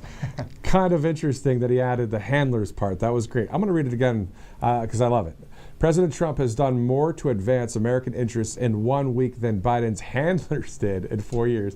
That's good stuff right there. Well, we know that's true because Speaker Johnson went to meet with President Biden. It took forever to even get a meeting after he became Speaker in late 2023.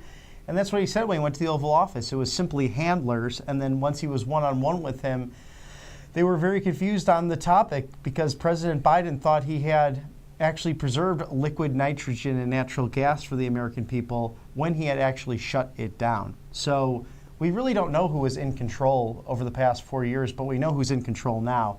And that's President Trump and his mandate to make America great again. Exactly. We're seeing reports right now from Fox that there's been some gunshots fired along the Texas border. We're seeing that right now. Gunshots fired at U.S. border patrol agents in front in Texas. I am seeing that from Steve Gruber, so we have to give credit where credit's due. But I'm seeing that he's referring to a report from Fox Now, which is saying that there are some gunshots being fired along the border. So again, the cartels, now a terrorist organization, you don't want to be doing something like that against anybody down there on the southern border. Let's just put it that way. President Trump knows how to take care of business, so you don't want to be, you kind of want to just go away at this point. If you not realize that our actual Marines are down there on the southern border, that's not something that the cartels want to try and step to. Let's just be real. And again, this is not a us versus them thing. This is a simply, hey, if there's someone that's a criminal coming against law enforcement, I don't care who you are, it's not a smart idea. Right. But it happens to be that the drug cartels run their whole system on the money of sending drugs into our country, harming our people, and bringing in some terrible people into our nation. So this is not a war that they want to fight. Oh, absolutely. It's an act of war to fire at our military, and I think they will have to face it the hard way, quite frankly, because this is a group of people that are emboldened, but they are terrorists. They are officially on the FTO list signed by President Trump, and it's no more Mr. Nice Guy. They've killed hundreds of thousands of our citizens by poisoning them with fentanyl, along with other atrocities. I mean, we've known this from reformed gang members, whether it be MS-13 or Tren de Aragua, that the organizations are truly satanic. They have done horrible, horrible things to people along the border that human beings don't treat each other like that. So it's time to bring them to justice, and they might be really awakening a sleeping giant, and that is the might of our American military that President Trump truly is unleashing to do the job. Exactly, and he wants it to be first, peace through strength. But if things have to go the way they go, that's the president's call there, with now his brand new Department of Defense Secretary in Pete Hegseth. It is the top of the hour, 5:01 Eastern Time. We're going to send you down there to Florida. We're going to watch it together here as President Trump will be speaking with GOP leadership there, GOP Leadership Conference. This is in Doral, Florida, also right there on the line in Miami. So we're going to go down to Florida here in just a second. Both screens that you see on the bottom right and the left are from that vantage point. Of course, Robert McNeely to my left, you're right at home. I'm Matthew Alvarez. Thank you so much for streaming us live as we get ready to hear from the president momentarily. Of course, earlier today, we saw the Vice President, J.D. Vance, in Virginia, in Damascus, Virginia, touring the damage there from Hurricane Helene, which, again, if we would have had a different administration in when this all happened, I think things would have been cleaned up a lot quicker. And people were left homeless and really in danger and have lost so much as a result of this once-in-a-generation storm. But if it was an America First agenda in place, they would have been addressed immediately by FEMA. And now we're looking at a possibility of losing that bureaucratic establishment once and for all, because they're just not doing their job. And writing $750 checks across the board doesn't get it done for those in Western North Carolina who needed such desperate help. And that's so true. Let's go back down to the border real quick here. The Texas Tactical Border Force has been deployed. This was earlier today. The governor, Greg Abbott, deploying those agents there to work alongside U.S. Border Patrol agents. The reports I'm seeing at this hour for the gunshots that were just fired, though, were toward border agents. So specifically, how many shots, or was this a small skirmish, or was this a huge thing? Who knows? At this point, it's too early to tell, but it may have been just a couple gunshots. We'll be following that. Another story we're following here at the network as we wait this coverage in Florida is the 3.8 magnitude earthquake off the New England coast, where Boston and Portsmouth, New Hampshire, have felt some of the rumblings there of that earthquake. So we'll monitor that here at the network as we follow all of this America First news happening at at speed, isn't it? Mm-hmm. It's nonstop. President Trump operates quickly and swiftly, and what a different pace from the last administration. Oh, it's so true, so true. More than 40, I think at this point, 50 executive orders signed. He has more than 200 that we've heard reports that are to be signed. I believe he will sign some today. I've been seeing those reports. Will he sign them here in Florida, or will he sign them tonight at the White House, or maybe tomorrow? We'll follow and monitor. Again, to your point, Robert, a real-time live desk. So this is RSBN Live right now, and we're bringing you everything we see before our eyes, and we're bringing it to you. So thanks again for joining us. If you'd like to follow us on Truth, it's at RSBN, or on X, it's at RSB Network. And where can people follow you? Yes, at Robert B. McNeely. That's over at Truth Social. Also at Robert McNeely TV on Instagram. And I might be carrying out some other social medias in the future, so stay tuned for that. But those two, where you can message me directly and talk about everything you care about in your community. And also, if you have a story, at home, please share with us, because we want to bring the truth and advocacy onto a national level that might be of interest to all of the viewers. Exactly. So those America First stories that impact you, the viewer advocacy is part of the media's real job, is to help we the people. So here we are, and if you'd like to follow me on Truth Social, it's at Matthew Alvarez, So a number of great people that are on who we follow on Right Side Broadcasting Network. So you can follow a lot of the people that we're following here, as well as we grow as a community on social media. But as we grow as a conservative media news network, a conservative news network covering everything America First, and also other headlines that we see, like the earthquake that is a 3.8 outside of New England, and also the possible gunfire situation along the southern border against our Border Patrol agents. So if we get video or a live feed, we can break to that as soon as we get a live feed of that, if need be. As of right now, of course, we're watching the feed from Doral, Florida, as the president is getting ready to speak with the GOP congressional leadership there. And, it's good to see more of our Republicans, falling in line and saying, you know what, we have to make this a MAGA thing. I've never seen the party more united in my lifetime, at least, because these are the common sense principles that really work for the American people. So it is good to see such a united caucus. Exactly. So, but we don't. We're not fooled though here at the network. We know that people can call themselves a Republican and they're not a Republican. We know what that's about. But we know that regardless, again, of right, left, or indifferent, this is all for just the people of this country. And so President Trump, if he was doing this for means of only himself, he wouldn't have gone through everything he just went through and then still stuck to it. So we know that he's doing this for the right reasons. Proof's in the pudding, big time for him. So again, glad you guys are with us right now. It is 5:06. Those of you that just followed, I see 19 new followers right here on Truth Social. I love Truth Social. There's no hiding that.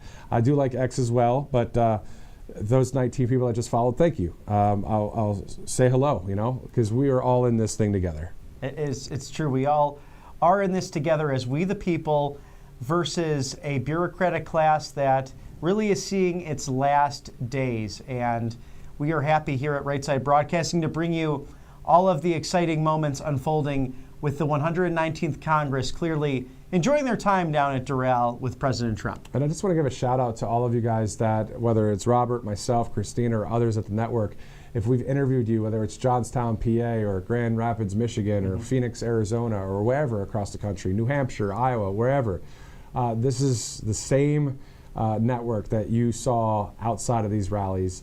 Now we're covering the president. He made it. He won. Can you believe it? It actually happened.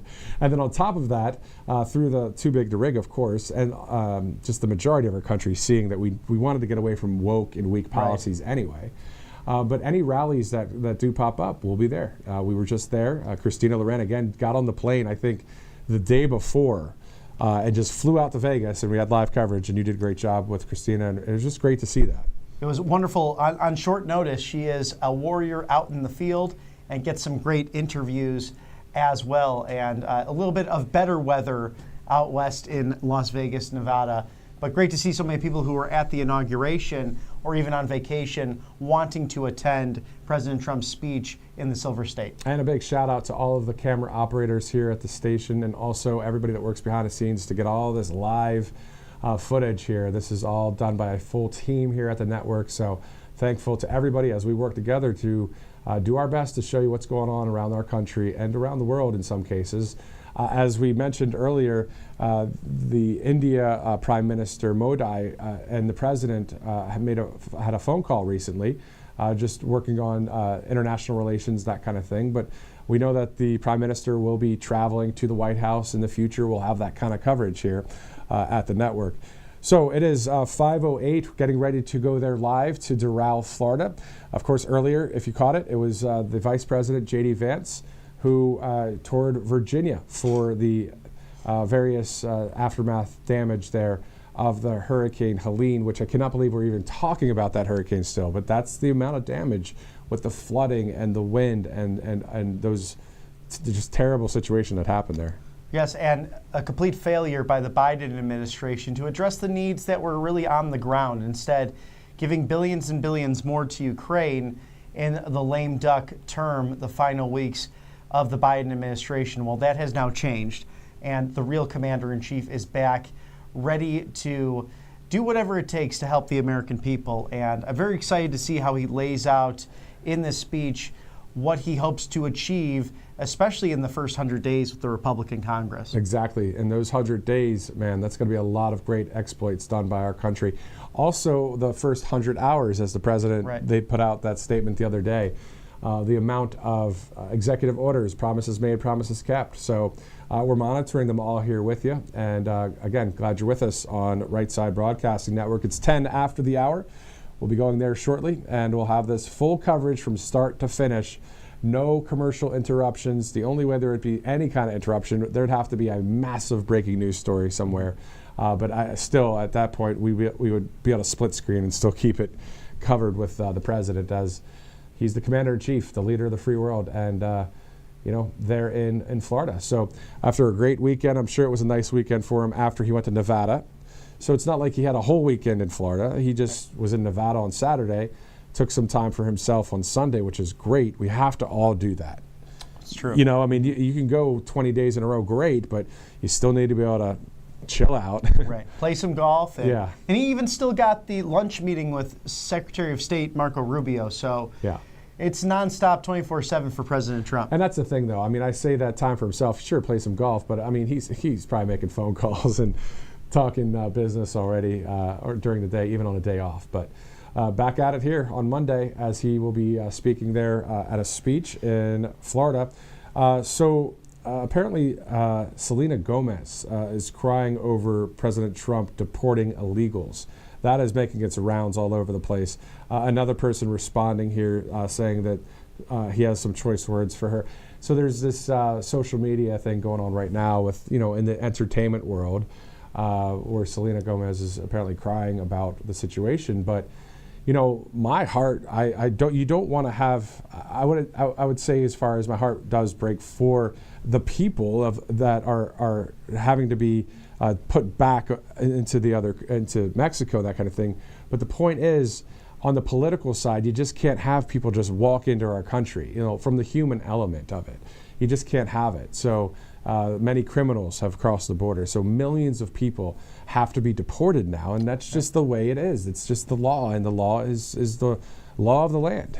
Well, and this first batch of thousands who have been apprehended at this point are responsible for major crimes, atrocious things that they did, whether it was child sex trafficking, molestations, murders, rapes, you have it, you name it. I mean, we saw what happened with Laken Riley, how terrible that was, and the Laken Riley Act passed by Congress awaiting President Trump's signature. Perhaps he will sign here at this speech as well. We could see that. I don't see a table necessarily with the presidential seal, but that could come out at a moment's notice. Exactly. So yeah, obviously get rid of especially illegal aliens, especially ones tied to criminal activity. Again, the drug cartels are now listed as a terrorist organization. So we're going to see more of those actions taken shortly. And that's what's happening on the border right now. Breaking news, shots fired at the border. We'll stay on that to see if anything develops between the cartels and perhaps our military. It will be a losing solution for the criminal cartels. And of course, there is a 3.8 earthquake that hit New England, and Boston has felt that. Very rare for that area. I'm sure President Trump might even be on the phone regarding emergency response to that. Although low level, just not used to it so much, that part of the country. Especially, in New England. Director, can we take a live look at Florida right now? The left side of your screen there as we see Doral, Florida. Bobby. Yes, a beautiful, ornate room, and I look forward to visiting Doral myself because it is quite a property, but I have not been there since President Trump did acquire that some years ago, and it's a packed house of mostly congressmen and I'm sure spouses and maybe even staff members who are part of this Congressional Institute retreat down at the resort. And I'm just trying to see with my eagle eyes if I can spot any of the congressmen that are making headlines recently. Of course, we saw Congressman Ryan Zinke, who has been outspoken advocate for the meritocracy, having been a Navy SEAL himself and serving in the first Trump administration, returning to Congress a couple of terms ago. All right, let's thank Colonial Metals Group real quick. Colonial Metals Group. We love this organization. It is right there for you, the QR code to shield your savings now. Scan the QR code for your free 2025 Gold Guide. And this is an RSBN exclusive. You're not going to find it anywhere else. So reach out to Colonial Metals Group because you can reform your IRA or 401k to feature the thing that has stood the test of time: gold, silver, precious metals. No matter what government, no matter who's leading it, you are able to diversify with inflation that has really just hit on the dreams of so many Americans, especially during the Biden administration, and President Trump putting the executive orders across the board and working with Congress to scale that back and make things affordable again and really advocate and fight for the middle class. Exactly. So freegoldguide.com for more information right there. Colonial Metals Group. 5:15 right now, live here at RSBN Live, getting ready to go to Doral, Florida, as we take a live look of the great sunshine state of Florida. A wonderful place, of course, right next to the Gulf of America now. So I'm looking forward to that first trip to the Gulf of America and just saying, there's the Gulf of America. It'll be wonderful to see. And we're not far from it here, just roughly 3.5 hours from great tourist destinations such as Destin, Florida, Rosemary Beach along 30A, and of course, St. George Island. And Florida, really the popular hotspot, especially for conservatives ever since COVID, because Governor Ron DeSantis made sure to keep it the free state of Florida. So they've seen such popularity in the last couple of years, many people moving down to literally paradise on earth. It's one of the finest spots to be. It's so gorgeous there with the white sand and the clear turquoise blue waters and the temperature of the water. Absolutely awesome. I remember being in San Diego with my wife and we tried to swim out there in the Pacific. I know we all know it's cold, but holy smokes was it cold out there. But so glad that it's called the Gulf of America. That's really awesome to see that. But it's also awesome to see the amount of executive orders that are all about making America great again. So we're following all of them. And also RSBN Live, you can see us here every day, Monday through Friday. And if there's any need on a weekend, of course, we'll have it covered, like this past Saturday for that rally in Las Vegas. So you can trust us for that coverage as we are bringing you this picture from Florida as we get ready to see the president in the South there in Miami. Doral as well. So that's the Trump National Doral Golf Club. Again, the president to speak with the GOP congressional leadership. We're not sure exactly what time he'll come out, but as soon as we see that happen, we'll go there live. Looking forward to his comments and everything he has to say at the top of the week here this Monday, just 1 week after he took the oath of office for the second time within that Capitol Rotunda. And what an inauguration ceremony that was, with America's sweetheart, Carrie Underwood, singing God Bless America and America the Beautiful. It was just tremendous. Also, the great American tenor Christopher Macchio, who has become real personal friends with President Trump, and his voice, just to hear that within the Capitol Rotunda was so amazing on TV. I can't even imagine what it was like in person. And I really got a chuckle, Matthew, out of President Trump in front of his predecessors, the four globalists and the first ladies, who clearly do not agree with President Trump on his America First middle class agenda. And I really enjoyed how they had to take that all in as people were celebrating such a victory. Oh, it was so awesome. The Trump National in Sterling you're referring to, correct? Actually, the Rotunda itself. Yeah, that was awesome. Both great celebrations. Yeah, so was the Sterling one with Christopher Macchio. It was pretty awesome to see that. And those fireworks in Sterling, Virginia just the other day. So many great moments in time and so many great things happening for our nation. As we take a live full screen look at the whole entire spot there in Doral, Florida, let's go to that spot right now as we are live on Right Side Broadcasting Network.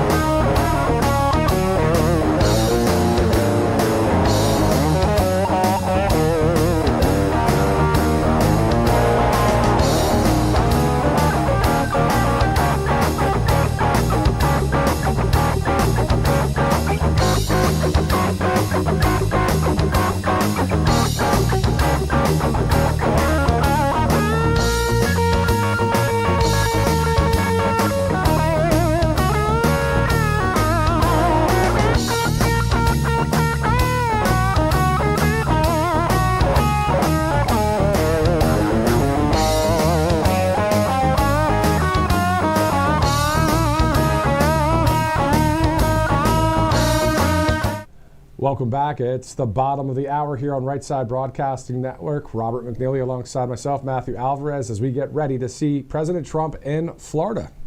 The Sunshine State, his home state now, and we know there's so many great Republican leaders from Florida, and I'm sure that the congressional delegation is enjoying the beautiful weather. Exactly. So we're looking forward to hearing from the Commander-in-Chief, and especially when it comes to any other executive orders that he is getting ready to sign, whether that's today or through the week. We know that there are at least 100 more to be signed because we've seen, I believe it was 42 earlier last week in just the first few days, and then he signed a few more. So we saw those reports that there are more than 200 EOs, and we'll monitor when that happens and bring that to you as we cover the moves of the president and also the vice president earlier today. As you may have seen, the vice president going to Virginia earlier today in Damascus, Virginia. As the lights are dimmed there in the front, but toward the back of the crowd, you can see that still a lot of people filing in, Robert, as we get ready to hear from the Commander-in-Chief. I'm really interested to see what he has to highlight today, because I think we're going to talk about what has been accomplished in a short period of time, just 1 week, but also what's on the horizon, especially when it comes to foreign policy. Of course, Kristi Noem now in at the Department of Homeland Security, so his national security apparatus is happening. And we'll toss it over to the event live in real time. President Donald Trump forthcoming at Doral. Oh, and Speaker Johnson there to kick things off.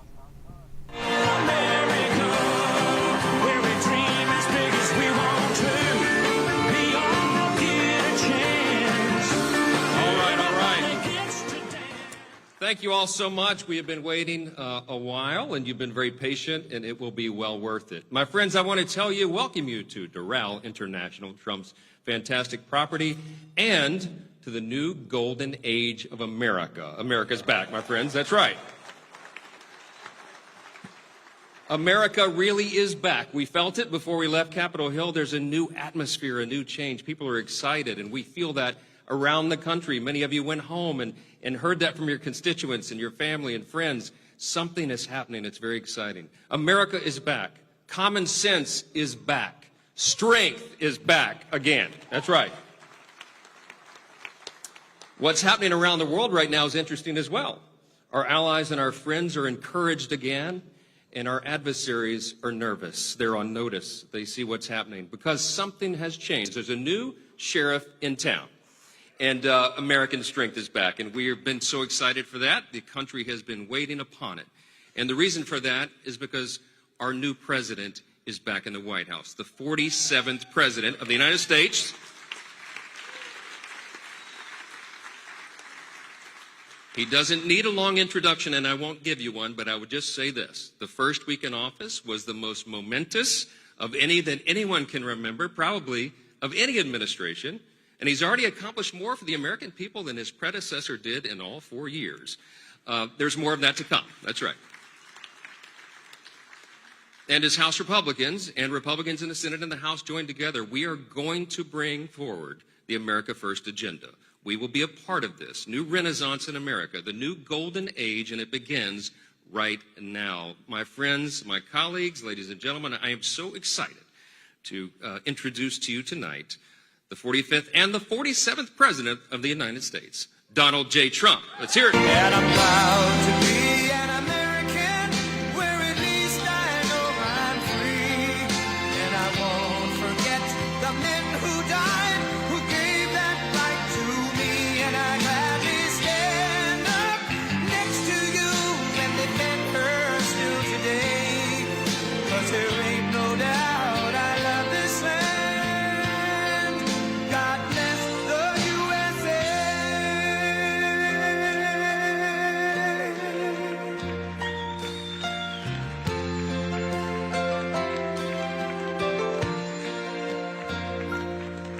From the lakes of Minnesota to the hills of Tennessee, across the plains of Texas, from sea to shining sea, from Detroit down to Houston and New York to LA, where there's pride in every American heart.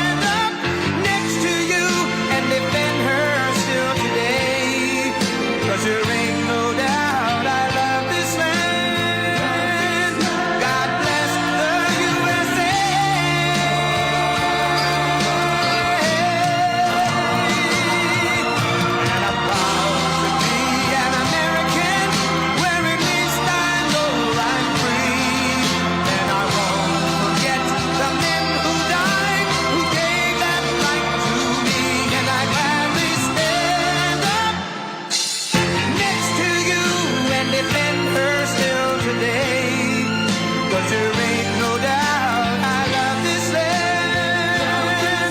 God bless the USA.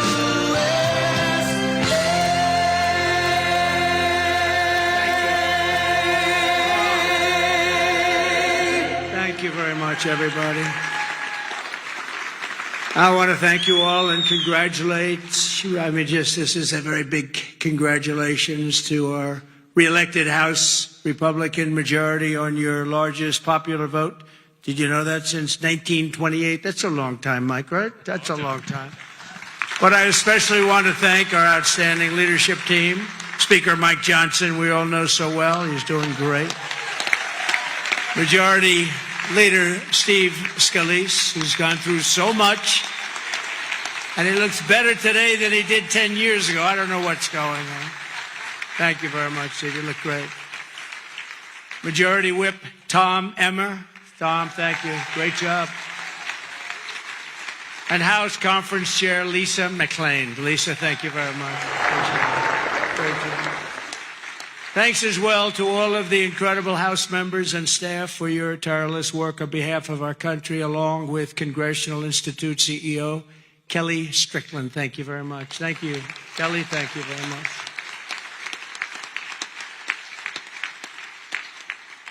So we have Kellyanne Conway. Nobody knows Kellyanne. Does anybody know? Where's Kellyanne? She's around. What? She's so good. She's a good person, too. She's a good person, too. And the mayor of Hialeah, I love this guy because he said, sir, we want to name a major boulevard after you. And he did it. Anybody that names a boulevard after me, I like him a lot. Esteban Bovo and Hialeah, mayor of Hialeah, thank you, wherever you may be. Esteban, where are you? Thank you. Thank you very much. Thank you. Great honor, actually. A lot of people come back from Hialeah. They say, they just named a road after you. I say, that's okay. It's a beginning, right? It's a start. With the help of everyone in this room, we've just won the most epic, consequential political victory in American history, according to a lot. One of the major fake newspapers, so in this case it's not fake news, let's say, but they said it's the most consequential election victory in the last 129 years. I'm trying to figure out what that means, 120. Who was there 129 years ago?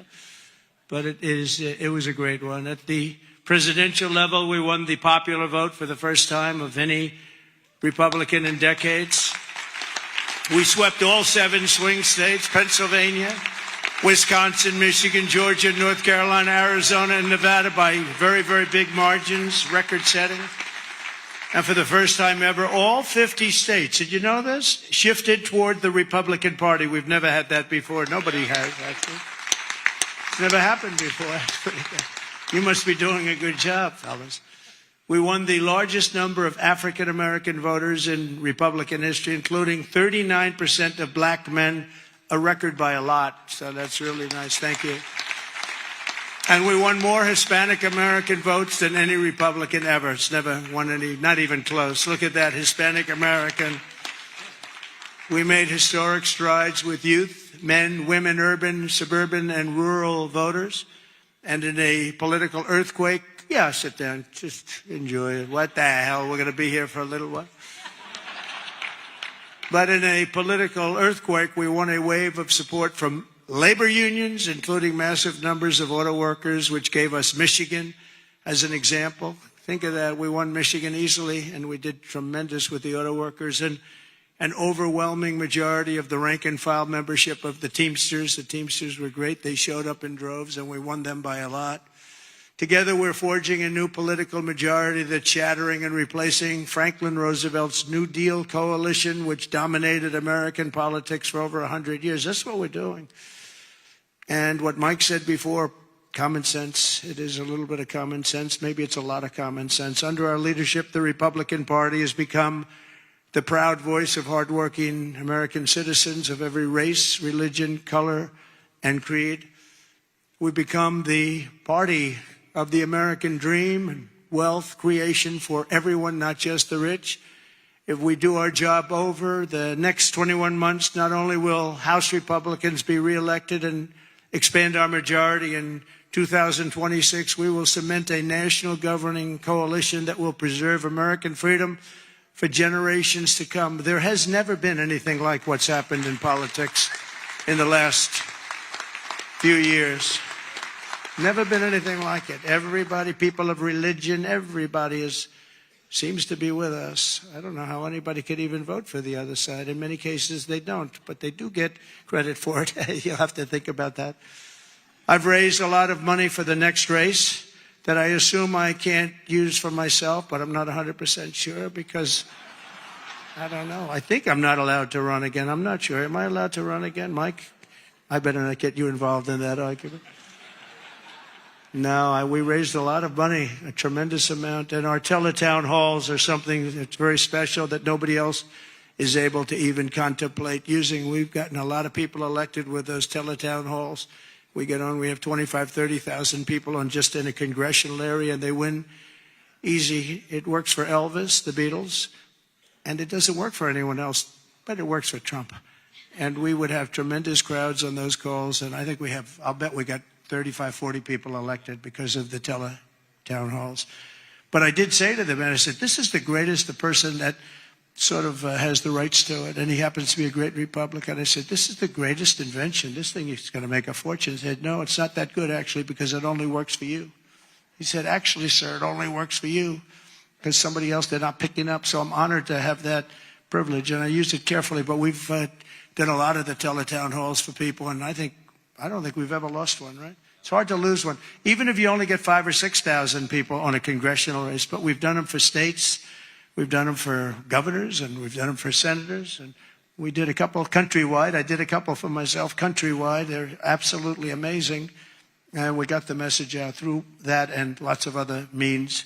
We even got it out through TikTok. Has anyone ever heard of TikTok? I have a little bias toward TikTok right now, I have to tell you. So we won youth by the largest margin. No Republican, we generally don't win youth. We won by 36 points. Can you imagine that? And I think TikTok had something to do so. Pardon me if I'm a little bit, I became a little bit jaded toward TikTok, but we'll see what happens. We're going to have a lot of people bidding on it, and if we can save all that voice and all the jobs, and China won't be involved. You don't want China involved, but we'll see what happens. We'll see what happens. But over the past 7 days, my administration has been moving with urgency and historic speed to reverse every single disaster of the Biden administration. By the way, the guy was a disaster, okay? We want to be nice, and he's probably not listening right now because it's a little late, but I don't want him to listen. I don't want to say it. I feel badly. I was, making the inauguration speech, and I'm saying all the bad things, and he's sitting like right here. I'm saying they were a horrible administration. They didn't know what they were doing. They were grossly incompetent. I got a guy sitting right next to me. It's not that easy to do, even though he didn't understand what I was saying. He really did. And deliver on the mandate that we've been given by the American people. In a single week, I've taken over 350 executive actions. We've signed 300, and who ever heard of that one? And as I said in my inaugural address, the American decline is over. It's over. The golden age of America has officially begun, and I think that's a good thing for us to talk about, the golden age and the American dream. I think it's a good thing because people haven't been talking that way for a long period of time. On day one, I directed every member of my cabinet to marshal all powers at their disposal to defeat inflation and bring down the cost of daily life, and we're going to do that. You're going to see it starting to happen when we get going with the energy. The energy is going to, brought everything up, and it's going to bring everything down. I imposed a federal hiring freeze, a federal regulation freeze, a foreign aid freeze. A foreign aid freeze, isn't that nice? We get tired of giving massive amounts of money to countries that hate us, don't we? And I created the new Department of Government Efficiency, and I think it's going to be very meaningful. I terminated the ridiculous and incredibly wasteful Green New Scam, one of the great scams in history. Actually, isn't it 12 years up? They gave us 12 years to live, right? I think that we passed it, right? We're still around. Can you believe it? The person that really came up with it is a person that never even took a course on the environment, was a poor student, not a good student, didn't understand a lot, and she came up with this idea, and everybody all of a sudden started going. And then mainstream, important Democrat leaders were starting, they got sucked into it. And we've spent trillions of dollars on just like throwing it out the window. You could throw it out the window, you would have been better off. I withdrew from the one-sided Paris Climate Accord, and I canceled. It was so one-sided. You know, we had obligations, but Russia didn't, China didn't, other countries didn't. We paid everything. We're going to lose $1 trillion over a short period of time on that. And we had to do everything. They didn't have to do anything. It was ridiculous. And I canceled the insane and very costly electric vehicle mandate. So you can buy a car of your choice. If you like gasoline, go have it. And if you like hybrids are doing well. You can have it. Or you can buy an electric car. We like electric. We like everything, but you have to have a right to buy everything. I withdrew from the World Health Organization, where we paid $500 million a year, and China paid just $39 million a year, despite a much larger population. How about that? So we're paying $500 million a year. China's paying $39 million a year. They have 1.4 billion people. We have, nobody knows what we have. So many people came across the border. Nobody has any idea. I used to say like 325, but we really don't know. But we're going to know soon. We're going to know. And I tell you, our people are doing Tom Holman and his staff are doing an incredible job getting the bad ones out. I declared a national energy emergency to unlock the liquid gold that's right under our feet, because we will drill, baby, drill. We're going to drill, baby, drill. It's going to bring down prices, and your energy costs are going to go way down, and that'll happen, I think, relatively quickly. I'm going to give fast environmental approval for anybody building a plant for electric generation, and anybody that invests more than $1 billion will get super rapid approval. Not that they have to wait for 9 years, 14 years, like I approved LNG plants in Louisiana. They were waiting for so many years. It wasn't Louisiana's fault. It was some people, they just wouldn't get them done. You've got a snail here, a tiny tree here, and I got it done in a matter of a few days. I actually got it done. It took them 14 years. I got it done in about 3 days.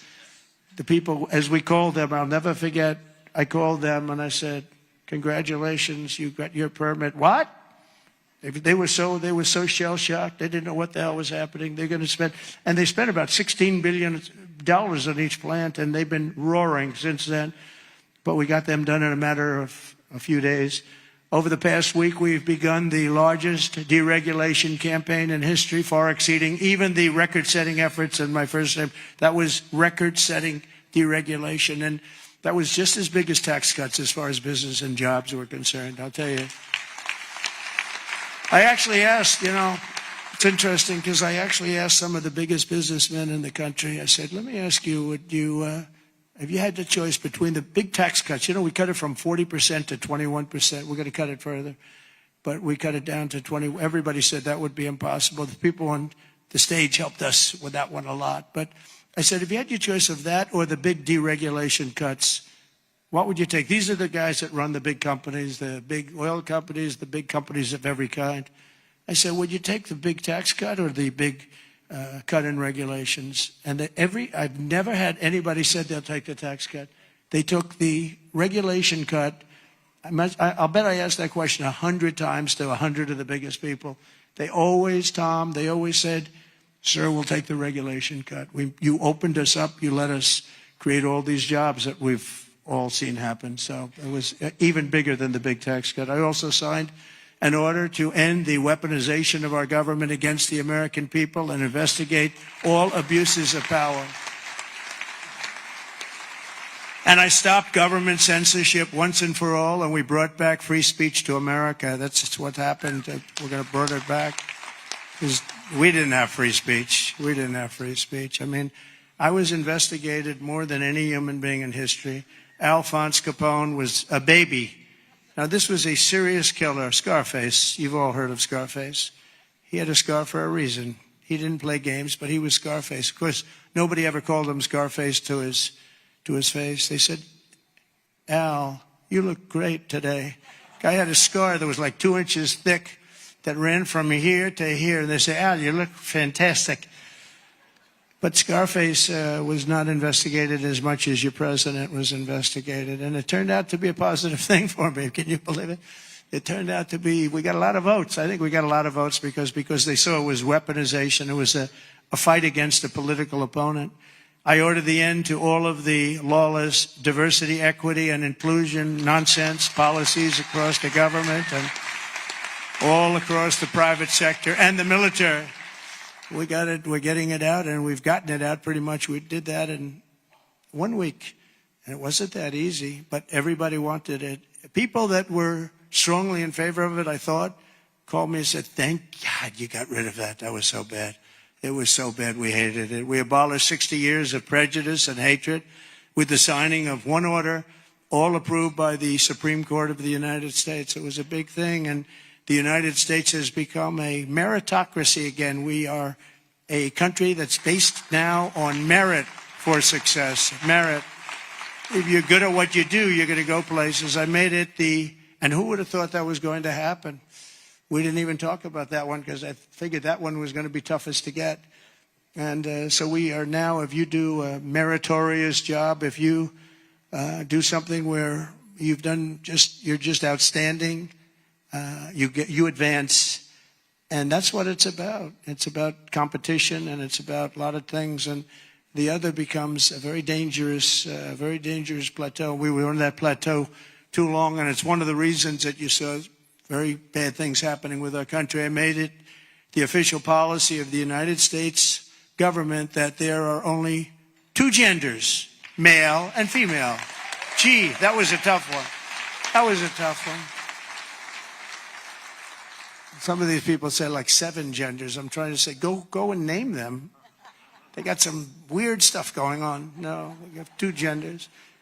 I renamed the Gulf of Mexico the Gulf of America, and we are restoring the name of a great president, William McKinley, to Mount McKinley in Alaska in honor of the incredible people of the state of Ohio who loved their governor and loved the man that became president. He was the big tariff sheriff, they used to call him, and made a lot of money. Our country became very rich, and when he was assassinated, Teddy Roosevelt became president, and he spent all of that money that was made from tariffs. The money was so enormous, and they built the thing called the Panama Canal. You might have read about this lately. It's become a hot subject because China essentially has taken it over, and we're not going to let that happen.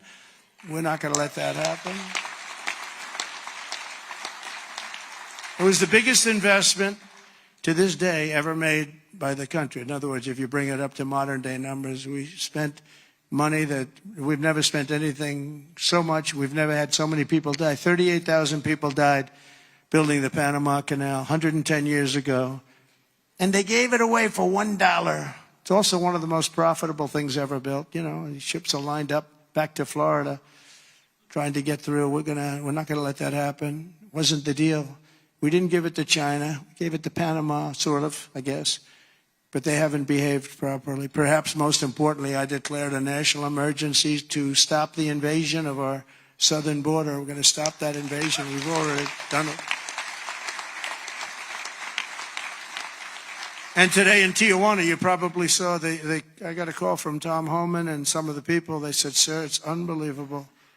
There is nobody. You have this huge area. It's a gathering area. It's always been packed with these people. What they did to our country is so unbelievable. That they could do this to our country is so horrible. But he said there's nobody there. And then they actually put it on television. I got to see it. And there was literally not one person, this vast area where people stay there all day long and they just walk right into our country. They just unchecked, no way, no checking for IDs like voter ID. They don't want voter ID because they want to cheat. They wanted these people to come in because they want to cheat too. But who could allow this to happen? But there wasn't one person standing in this massive an area that's like 5 football fields that was packed for years under these horrible people that wanted to kill our country. We halted all illegal entry. We have successfully ended catch and release, and we're deporting 100% of all new trespassers apprehended at the border, and nobody's coming in, and nobody's coming now because they know they're not going to be able to come in. So we've really stopped something that was very, very serious. But we have to get the bad ones out. We have many murderers, many very bad people in our country that they've allowed because of a ridiculous, actually stupid, open border policy. I've also deployed troops to the border, and for the first time in history, we're locating and loading illegal aliens into military aircraft and flying them back to the places from which they came. And very importantly, America is respected again. We're respected again. Isn't that nice? You know, after years of laughing at us like we're stupid people. And as you saw yesterday, we've made it clear to every country that they will be taking back our people that we're sending out, the criminals, the illegal aliens coming from their countries. We're taking them back, and they're going to take them back fast. And if they don't, they'll pay a very high economic price, and we're going to immediately install massive tariffs. It'll be placed on them and other sanctions, but the tariffs, I told you, most beautiful word in the dictionary. I also told you that I said that the first time, and I got just absolutely decimated by the fake news, you know. I said it's the most beautiful word, and the fake news said, what about religion? What about God? What about love? So now I say it's the fourth most favorite word in the dictionary. It's God, love.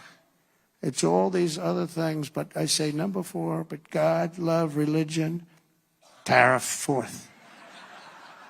Another couple of weeks, it'll be like 10. Hopefully it's going to stay in the top 10, but the fake news went after me, Tom, because I didn't say the first 3. And now now that I say it, immediately say it. I'm sure they're going to find some others. Throughout the week, the heroes of ICE have been hunting down and arresting hundreds of illegal alien criminals per day, including those with charges and convictions for rape, child sexual assault, terrorism, and even murder. Many murders in the crowd, and many of these murderers have committed far more than one murder. This is not going to work out, and we're going to get them the hell out of here. And members of the savage Venezuelan prison gang known as Tren de Agua and MS-13, including 50 violent individuals who were rounded up in Aurora, Colorado, which the Venezuelan gang took over. The governor, who's a radical left governor, was petrified. He didn't know what to do. He said, no, it's not that bad. They've only taken over a couple of apartment houses. See, they went into the real estate business. They did it unconventionally. They did it with guns. We have to go out and borrow or use cash to buy. They just did it with guns. They took over. He said, no, it's not that bad. They only took over a couple of buildings. We're tracking down the illegal alien criminals. We're detaining them, and we are throwing them the hell out of our country. We have no apologies, and we're moving forward very fast. They're very dangerous people. They're very dangerous people. They're violent people. I used to say these are more violent than our criminals. In fact, the best part about them is they make our criminals look quite nice, actually, by comparison. They are very violent people.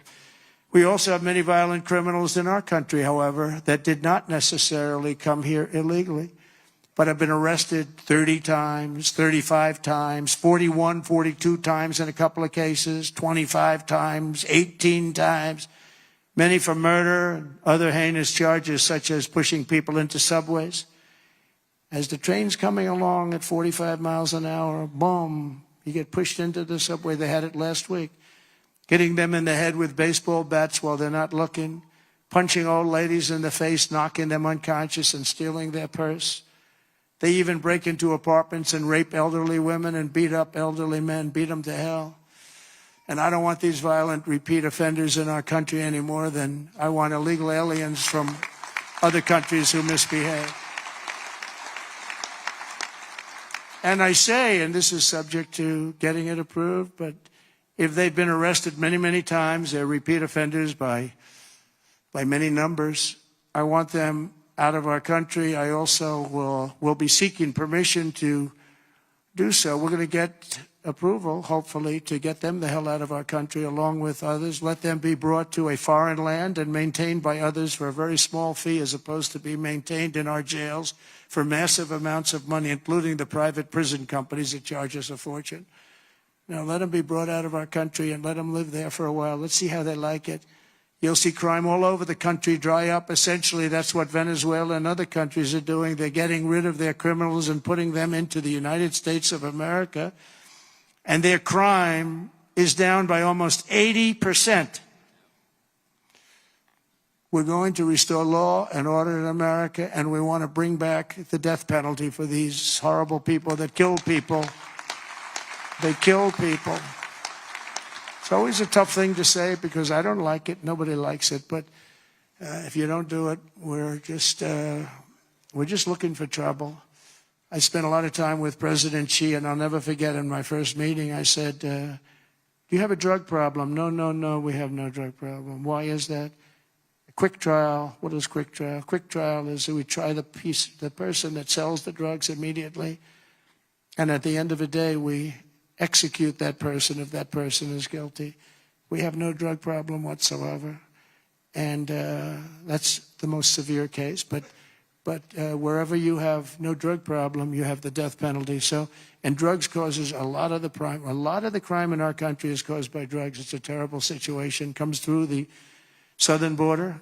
Most of it is fentanyl coming in from China. And, you know, it's very interesting. China, when I was with President Xi, I had a deal worked out with him that they were going to give their maximum punishment, which is the death penalty to anybody making fentanyl and sending it into the United States. Then we had a very unusual result in an election.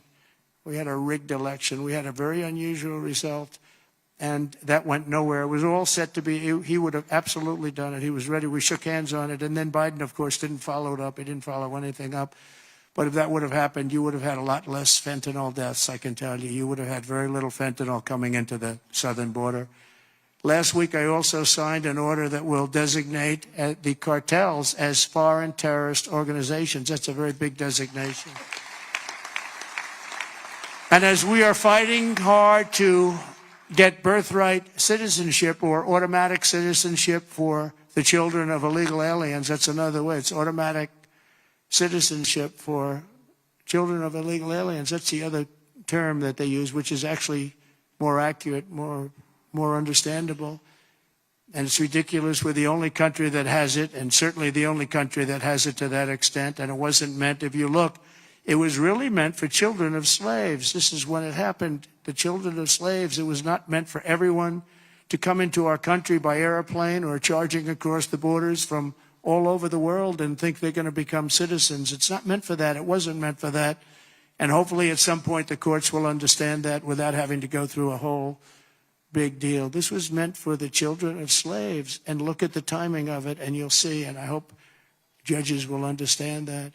And it has to stop because it's really hurting our country very badly. In the coming weeks, I'm looking forward to working with Congress on a reconciliation bill that financially takes care of our plans to totally and permanently restore the sovereign borders of the United States once and for all. This should include full funding for a record increase in border security personnel and retention bonuses for ICE and Border Patrol. These people are incredible people. I got to know them so well. I was on the phone with them all the time when I was president. When she was the border czar, she never called them. Remember? We went like 4 years and they started asking her, did you ever speak to him? No. We asked the Border Patrol, did you ever speak to the head of the Border Patrol? Did you ever speak to the vice president who was your border czar? No, I never got to speak to her. This was a terrible thing that was going on. This was a con job. We also need a massive increase in the number of detention beds and funding for all border security infrastructure and barriers, including the completion of the border wall. We did 500 miles of wall, and that's one of the reasons we had the lowest number. You remember the famous chart that I looked to my right, bring down the chart, and I looked to my right, something went right by he. But that chart, I don't know if they have it now, frankly. I didn't tell them to bring it. But they're very competent people. They might. If you have the chart, put it up. If you don't, that's okay too. But that chart showed that we had the lowest number of illegals coming into our country in history. And I love the chart. Even if it didn't show that, I would have loved that chart. Because that chart, I wouldn't be here right now without that particular chart. But it was pretty amazing. It was really amazing. And we did a great job. We had the lowest, the week I left office, we had the lowest number of illegal immigrants coming into our country that we ever had. Simultaneously, we must make a record investment in interior enforcement, including deportation flights and aircraft, as well as funding for our new task force to eradicate the presence of foreign gangs. We have some of the worst foreign gangs. It's not even believable. and criminal networks that have brought devastating crime to American soil. We're getting them all out. We're getting them all out. I won on that, you know. It's like some people explain it very well. They say, gee whiz, you know, they look at the people. As you know, in Colombia, they agreed with us almost immediately after I got involved. And Marco Rubio and I worked together. He did a great job. And we really did. And Mike Waltz, we have a great group of people. But we were being scolded because we had them in shackles in an airplane.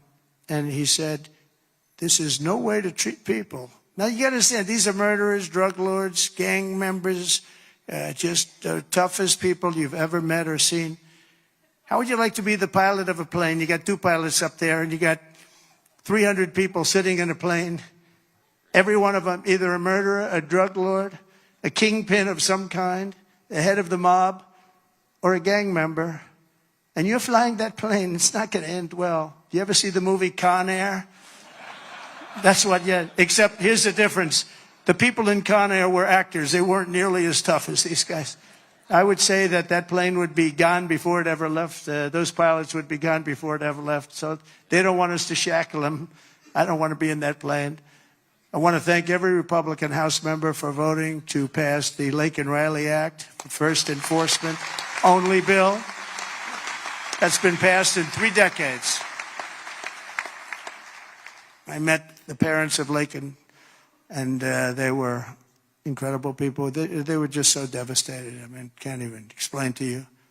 You can't say somebody's life is over, but essentially their life is so different, and it can never be the same. She was beautiful. She was great, great person.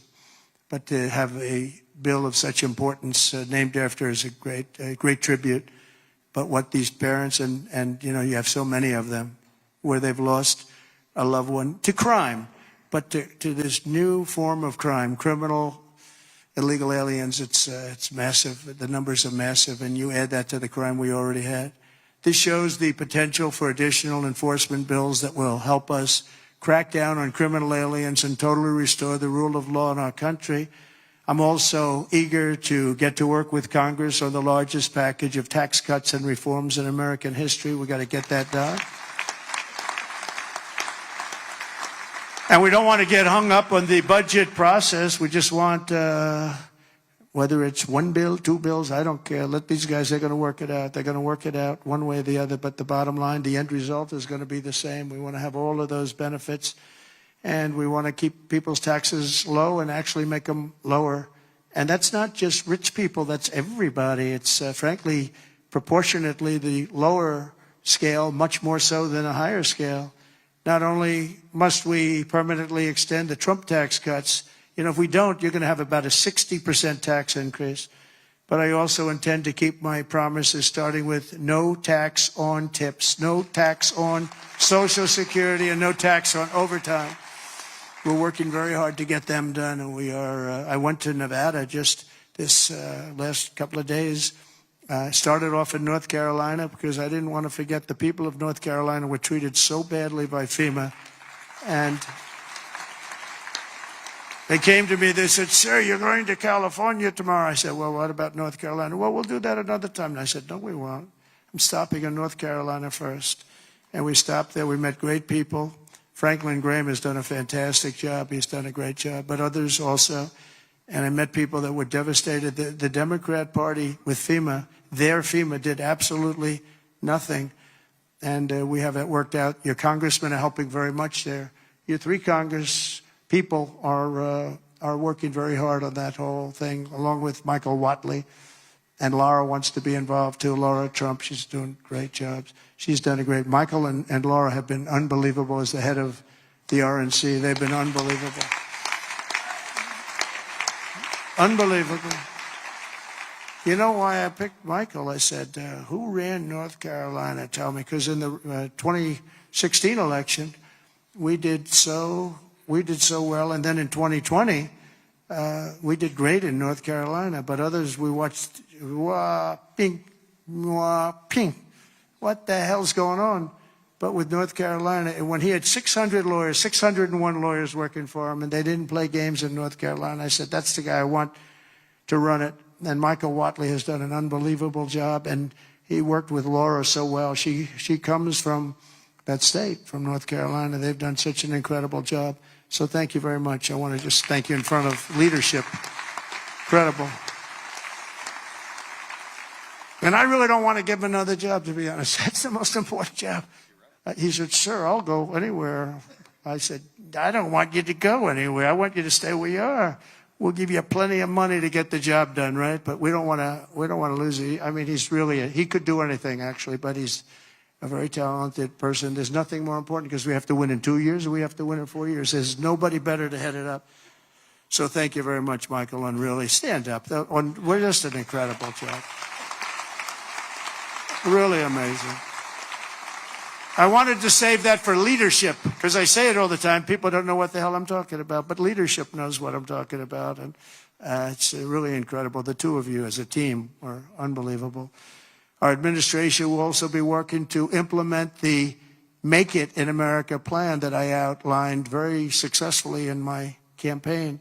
You know, I think my campaign, I really focused on the border more than anything else. A lot of people said the biggest thing was inflation and the economy, and then maybe the border was third. I always felt the border was first because I felt that people could really understand that you can't have people pouring in from the prisons all over the world and from mental institutions all over the world and dumped into our country. So I talked about that much more so than I did inflation. I mean, inflation was terrible. It was the worst. I think it was the worst in the history of our country.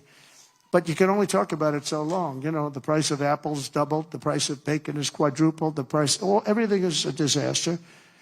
And you say it, and then what do you do? With this, I could give examples of what they're doing to destroy our country, and I felt it was the strongest thing. You know, it's funny, in 2016, I won on the border. In 2020, we did so well, I couldn't talk about the border. My people would say, sir, don't bring up the border. Nobody wants to hear it. I said, no, I did a great job. It was a horrible border in 2016, but that border was beautiful compared to what we have now. So I didn't talk about it, and we did great. I mean, look, I got millions of more votes in 2020 than I got in 2016. Nobody ever got the most votes of any Republican in history in 2020. But this time I said, let's make it too big to rig. We're going to make it too big to rig, and that's what happened, and they couldn't. They tried, these cheating guys, these cheating people, but they tried, but they gave up. I brought taxes down from 40% to 21%, which everybody said was impossible. And I did it with these people up here and a lot of the people there. A great congressman. I want to name every one of them, but I'd be naming them all night. I'm looking at them. Look at all these people. They're great. They're so great, Russell and you. And every single Virginia. Look at Virginia. She's a killer. Nobody would know she's a killer. But I got all these congressmen. I want to name every one of them, but I got like 100 and something things. People would say, let's get the hell out of here. This is getting very boring, right? But I will tell you, as a group and individually, they're incredible people. Every one of them I like, although every once in a while, if somebody votes against me, I don't like them for a little while. But we like every one of them. And this guy has the ability to get along with everybody, which he has to when you have a majority of really 5. You know, they say 1, but it will be. But right now it's 1. I want to make him sound a little bit. But he has an ability to get along with people, and he's very smart, very tough. But everyone likes him because he's a high-quality person, very religious person, and he's a high-quality person. You know, we have other guys here, and I know that everybody likes them, but they're like, one of them in particular, I love this guy so much. I won't name him because I don't want to embarrass him, but I don't know if he'd be happy or not happy, but he's very, very strong, very, very popular, but he has 36 people that won't vote for him. It's 36. That's not a lot. That's a small percentage. Tom is incredible, but Tom has a couple of people that probably have been beaten badly and beat up some people badly, and it's a little tougher. But he's done an unbelievable job. I've become friendly with him. I didn't really know him. And over the last year or so, I've become friendly. He's incredible. He's an incredible leader. You really are. But you have a couple of people that maybe more than one. Let me put it that way. They all love him. Your wife loves you. That I can tell you. He's got a great. Where are you? Where are you? Stand up, please. Just stand up. Come on. What a great wife and family. It's true. Thank you. She is a great, look at her. Very popular, isn't she, huh? She's great, more than you. You're very popular. And now I'm bringing them down. I'm bringing the taxes down from 21 to 15%, but only if they make their product in America. So if they make their product in America, we're bringing it down. So if you think about it, we took it down from 40 to 15%. But again, you keep 21, but you go down to 15 if you make your product here. We are going to have so many business moving back into our country. And remember, again, the word tariff. We're going to protect our people and our businesses, and we're going to protect our country with tariffs. And you got a little indication of that yesterday with what happened with a very strong country. Colombia is traditionally a very, very strong-willed country. If they don't make their product in America, then very simply they should have to pay a tariff, which will bring in trillions of dollars into our treasury from countries that never paid us 10 cents. We're not going to let that happen. We're not going to let them destroy our country. In the words of President McKinley, who is the tariff king, the protective system invokes the highest law of nature, that a self-preservation, and that is self-preservation. There is every reason, founded in justice, why the American producer should in every way be favored against a foreign producer whose products compete with his. This is our natural market. We have made it. We have made it an enormous cost, capital, and exertion. And think of this. And we did that through exertion and brain and muscle and guts and stamina. We preserved it against foreign wars and domestic conflicts at great sacrifice of men and women. The foreign producer has contributed nothing to the growth or development of this country. So if you want to share with the citizens of the United States our home market, then you must pay for the privilege of doing it. In other words, you have to pay for the privilege of coming into our country, taking our jobs, taking our product, destroying our countries. We mentioned North Carolina, the furniture business, what they've done to these great artisans. I used to go down to North Carolina all the time to buy furniture for hotels that I was building, and they had the most incredible artisans. That whole thing was wiped out by China mostly, but others, and just wiped out. But it's going to come back. It's going to come roaring back. It's all going to come roaring back. We're going to put tariffs on outside countries and outside people that really mean us harm. They want to, well, they mean us harm, but they basically want to make their country good. Look at what others do. China's a tremendous tariff maker, and India and Brazil and so many countries. And so we're not going to let that happen any longer, because we're going to put America first. Always put America first. That's what's going to happen. We're going to establish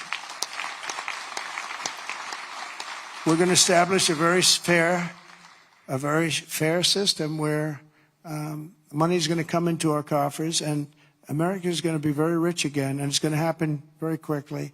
It's time for the United States to return to the system that made us richer and more powerful than ever before. Do you know, the United States in 1870 to 1913, all tariffs, and that was the richest period in the history of the United States, relatively speaking. In other words, relatively. And they set up the Great Tariff Commission of 1887, and this commission had one function: what to do with all the money that we took in. It was so enormous that they had no idea. It was a blue ribbon committee. It was set up 1887, and what to do with all of the money that we had. And again, Teddy Roosevelt was a beneficiary, because when McKinley was killed, he took over this vast sum of money, and he did all of those national parks and all of the other things. And I'm not knocking him, but he was given a vast amount of money, and that was all made through tariffs. We had no income tax. The income tax came in 1913. As I said in my speech last week, instead of taxing our citizens to enrich foreign nations, we should be tariffing and taxing foreign nations to enrich our citizens. Does that make sense, right? Under the American First economic model, as tariffs on other countries go up, taxes on American workers and businesses will come down, and massive numbers of jobs and factories will come home. The job creation will be enormous. In particular, if you look at the automobile sector, I mean, we're just being wiped out. You just take a look at what's happened to that over the years. And the auto workers voted for me. I have an obligation to do what's right, and I'm going to do that. Do you know, in Mexico, they were going to build the largest auto plant anywhere in the world, And it was during the campaign, my most recent campaign. And a very great gentleman, all he does is he builds auto plants. He was building this factory. And I said, how's it going? I said, I want to go around and take a look at one of your factories that you're building. One of the big ones, one of the good ones. I said, okay, are you ready? When are you going to do this? Is 8 months ago, 9 months ago. He said, you'll have to go to Mexico. I said, what about the United States? He said, we're putting up a couple, but they're small. He's the biggest guy at doing this. He said, in Mexico, they're building massive automobile factories. I said, you mean they're doing it? And who's the owner of the factories? He said, mostly China. One in particular is massive, and it's built fairly close to the border. So they were going to build cars and send them into the United States for no tax or very little tax and destroy Detroit, just destroy the rest of it, what's left of it, because they've already taken, Mexico's taken 32% of our business over years, over 30 years. And the other one is Canada. Canada's taken massive amounts of, they send us millions of cars. We don't need them for that. We want to have the cars made in Detroit or South Carolina or many other locations, whether it's union or not union. But I said to him, so when is this plant going to open? He said, well, we're going to start it in a couple of months, and it'll be open in about a year and a half. It's the largest plant in the world. I said, I'm not happy with that. And I said in my next speech that I am going to charge them, if it takes 100% or 200%, no car is coming in from Mexico into the United States without a massive tariff. And I said it 3 or 4 times. And what happened is about 2 months later, I see that same gentleman who was in the audience, and I said, I want to see him backstage after I'm finished with the speech. And I met him backstage. I said, John, let me ask you, what happened with that plant? Where is it now? He said, sir, China's canceled it. Why? Because they think you're going to be elected, and they thought you were going to charge big tariffs on the cars coming in, and it doesn't work if you're going to charge. So they canceled the plant, and Detroit now will breathe, and we're going to do just the opposite. We're going to have these companies come in, and they can build that plant if they want, but they have to build it across the line. They have to build it in the United States.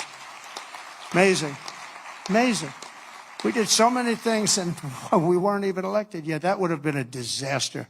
If that plant were built, it would have been a disaster. That would have wiped out. That was bigger than most of the factories put together, the auto plants put together.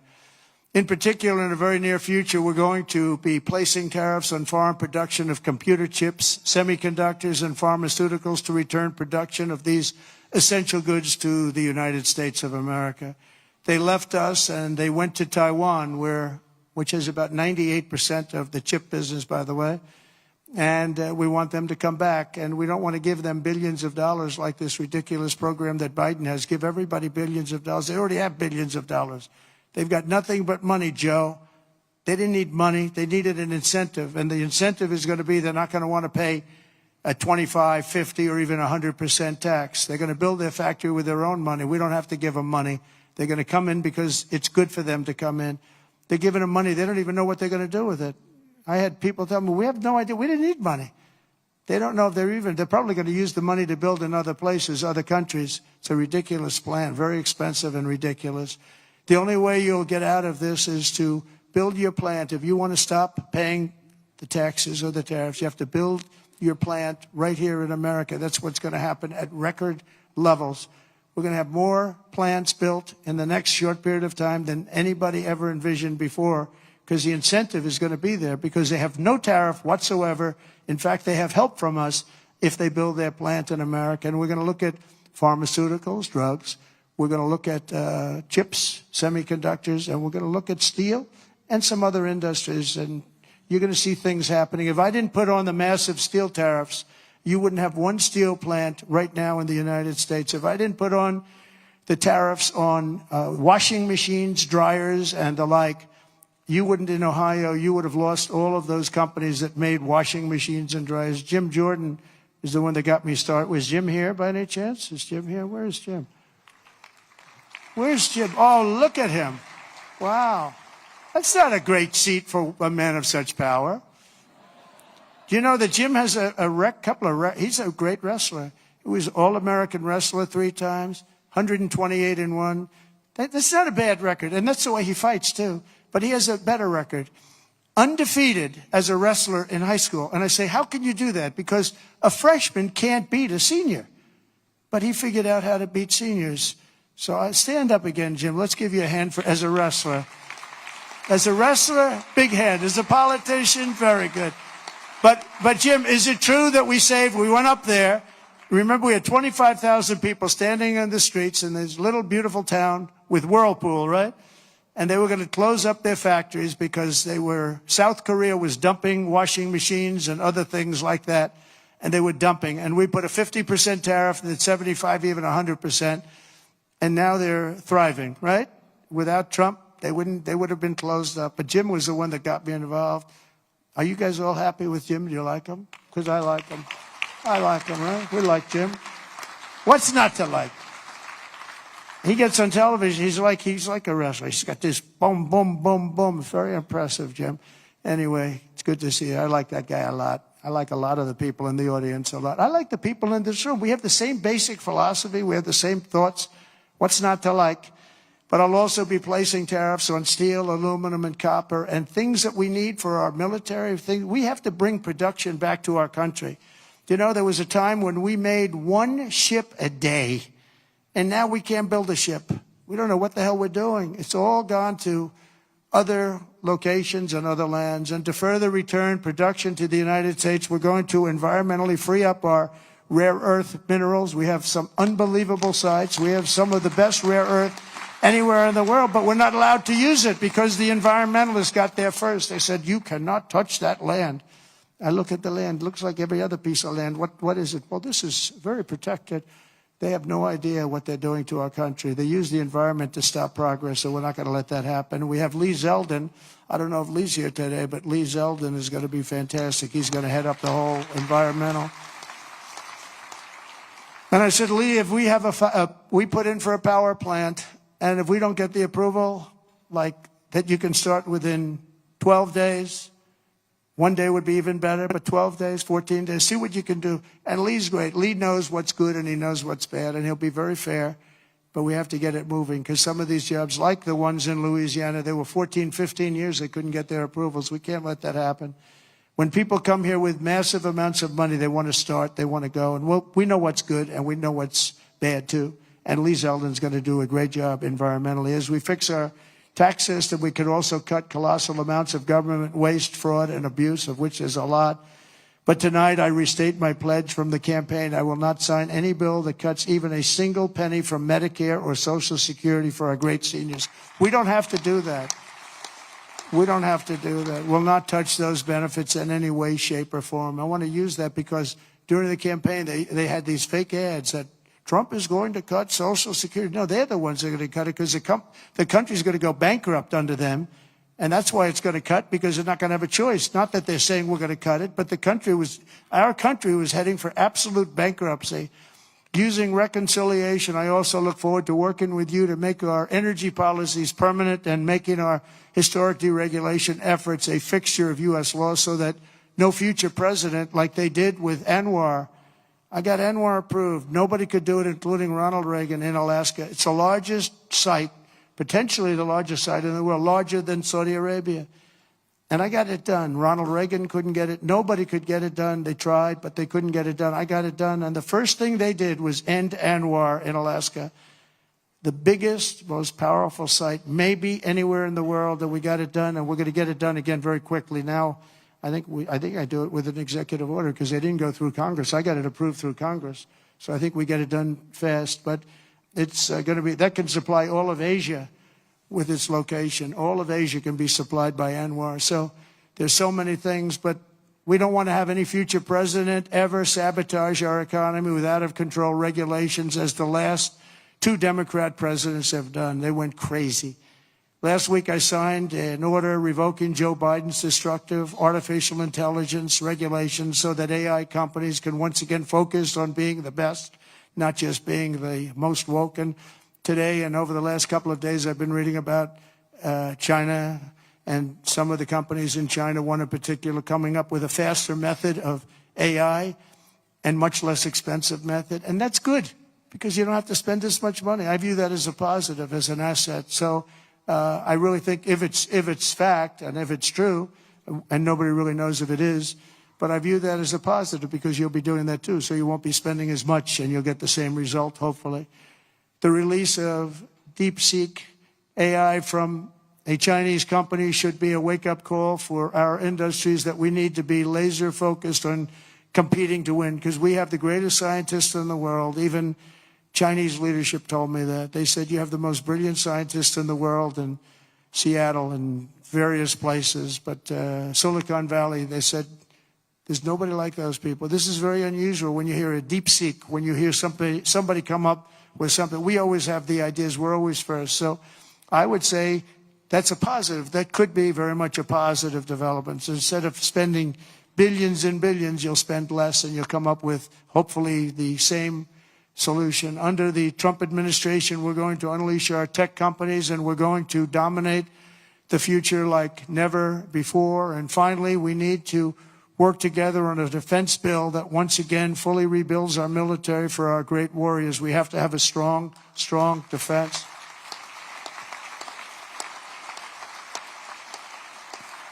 And in a little while, I'll be signing 4 new executive orders. First is that I'm directing our new Secretary of Defense, Pete Hegseth, who's going to be great, by the way. Thank you for the support. Thank you very much for the support. You really did support him greatly. I think he's going to be fantastic. I know him very well. I think he's going to be fantastic. He's what we need. To immediately begin the construction of a state-of-the-art Iron Dome missile defense shield, which will be able to protect Americans. You know, we protect other countries, but we don't protect ourselves. And when Ronald Reagan wanted to do it many years ago, luckily we didn't. We didn't have the technology then. It was a concept, but we didn't. And now we have phenomenal technology. You see that with Israel. We're out of 319 rockets. They knocked down just about every one of them. So I think the United States is entitled to that. And everything will be made right here in the USA, 100%. And next, to ensure that we have the most lethal fighting force in the world, we will get transgender ideology the hell out of our military. It's going to be gone. In addition, we will stop our service members from being indoctrinated with radical left ideologies such as critical race theory. We're going to stop it. It's already been stopped. It's already been halted, totally halted. And finally, we will offer full reinstatement to any service member who was expelled from the armed forces due to the COVID vaccine mandate. And we will restore them to their former rank with full pay. And I think we're going to have a lot of people that join. And one thing I'll say, if you looked at our recruitment over the last week or so, 2 weeks, it's through the roof. You know, we were having a lot of people weren't signing. We were having a hard time recruiting people because they were looking at these people that they were supposed to be their leaders, and they weren't happy. They didn't like people that fall going upstairs. If you're going to fall, at least go downstairs from the plane. That triple fall. I use that thing in more ads. I didn't have an ad where I didn't put that in. Just a little quick 1, 2, 3. Reminded me of Joe Frazier when he went down, right? George Foreman, Joe Frazier. 3 falls in a matter of seconds. I said, can you speed it up a little bit? People are getting tired of it. But no, we have now the best recruitment we've seen in a long time. There's a tremendous number of people wanting to sign up. January 20th, 2025 was a turning point in American history. Starting last week, we're ending years of incompetence, radicalism, and betrayal. And we're ushering in the most exhilarating era of reform and renewal in the 250-year history of our country. And just in conclusion, I just want to say that this has been a very exciting and will be a very exciting new chapter. There's nothing we cannot achieve as long as the Republican Party remains united. I hope you can remain united.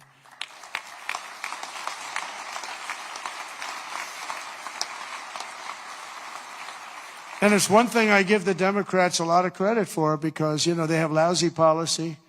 I think, frankly, half of them are totally crazy. But they do stick together. They stick together on stuff that nobody can. I mean, how can you want prisons emptied out into our country? They stick together. They stick together on everything. Impeachment hoax number 1, impeachment hoax number 2. They stick together. Although I must tell you, you gave me great support during those 2 problems. Those 2 fake witch hunts, which have now turned out to be totally fake and disgusting. but you gave me tremendous support. But the Republican Party has to stick together. We just can't have people going, 1, 2, 3 votes. And we don't have that luxury. It would be different if we had a 20-point, 30-person majority, but we don't. We have to help leadership. And, you can be assured that you have certain philosophies, that if you're going to have most of the people, almost all of them, voting for something, you're going to be okay. It's not going to be bad. You have to stick together. It's the one thing that I would say we don't get very high marks. Everything is so hard. We always have 2 or 3 or 5 or something, people that just don't want to do it. And you just got to do it. You just got to do it. Make life easy. Just got to do it.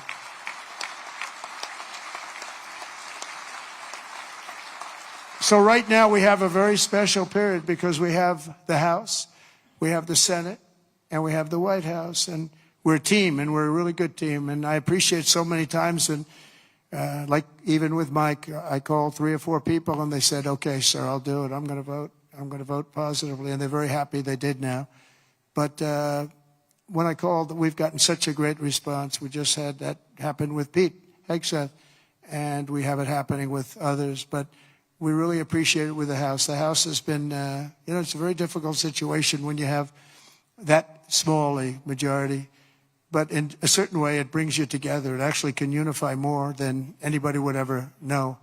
And a victory is sweeter, as they say, because of it. And I think we're going to have a lot of victories, but we have to stick together. We have to work together. We have to fight together. And we're going to win together. We're going to win like never before. We have a chance to win like never before. As long as we stay united, the 119th Congress will be remembered as the most successful and accomplished Republican majority in American history. I believe that. I think we have a chance of doing it. All right?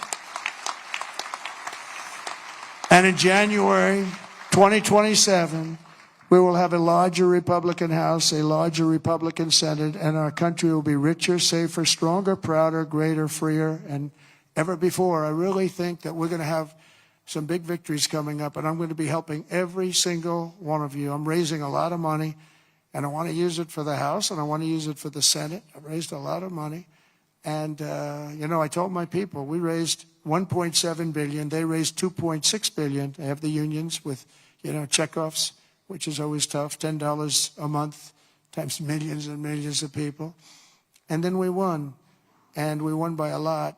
And they wanted to go out, and they still haven't raised it. They're trying to raise $28 million. They cannot raise 10 cents.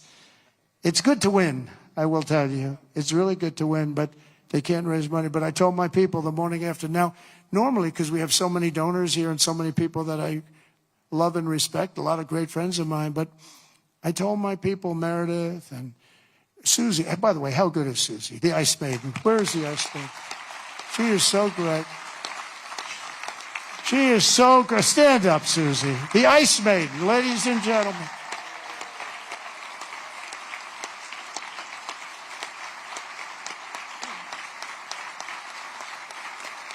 Wow, look at that. Most powerful woman in the world, they say. Most powerful woman in the world. She's made of ice. She's great. No, when I came to Florida, Florida was a Democrat state, had a Democrat governor. They had one Democrat senator. It was largely a Democrat state. And through various reasons, I ended up with Susie running the campaign, and she was unbelievable. We won it in a landslide. And then the second time, we won it in an even bigger landslide. And when it came time to choosing somebody to run the campaign, the whole campaign, I said, what about Susie from Florida? She never lost. I won every primary. I won I didn't lose anything. And it was a Democrat state. And it was a landslide both times. And all of the Republican stuff was almost like it didn't even exist. It was amazing.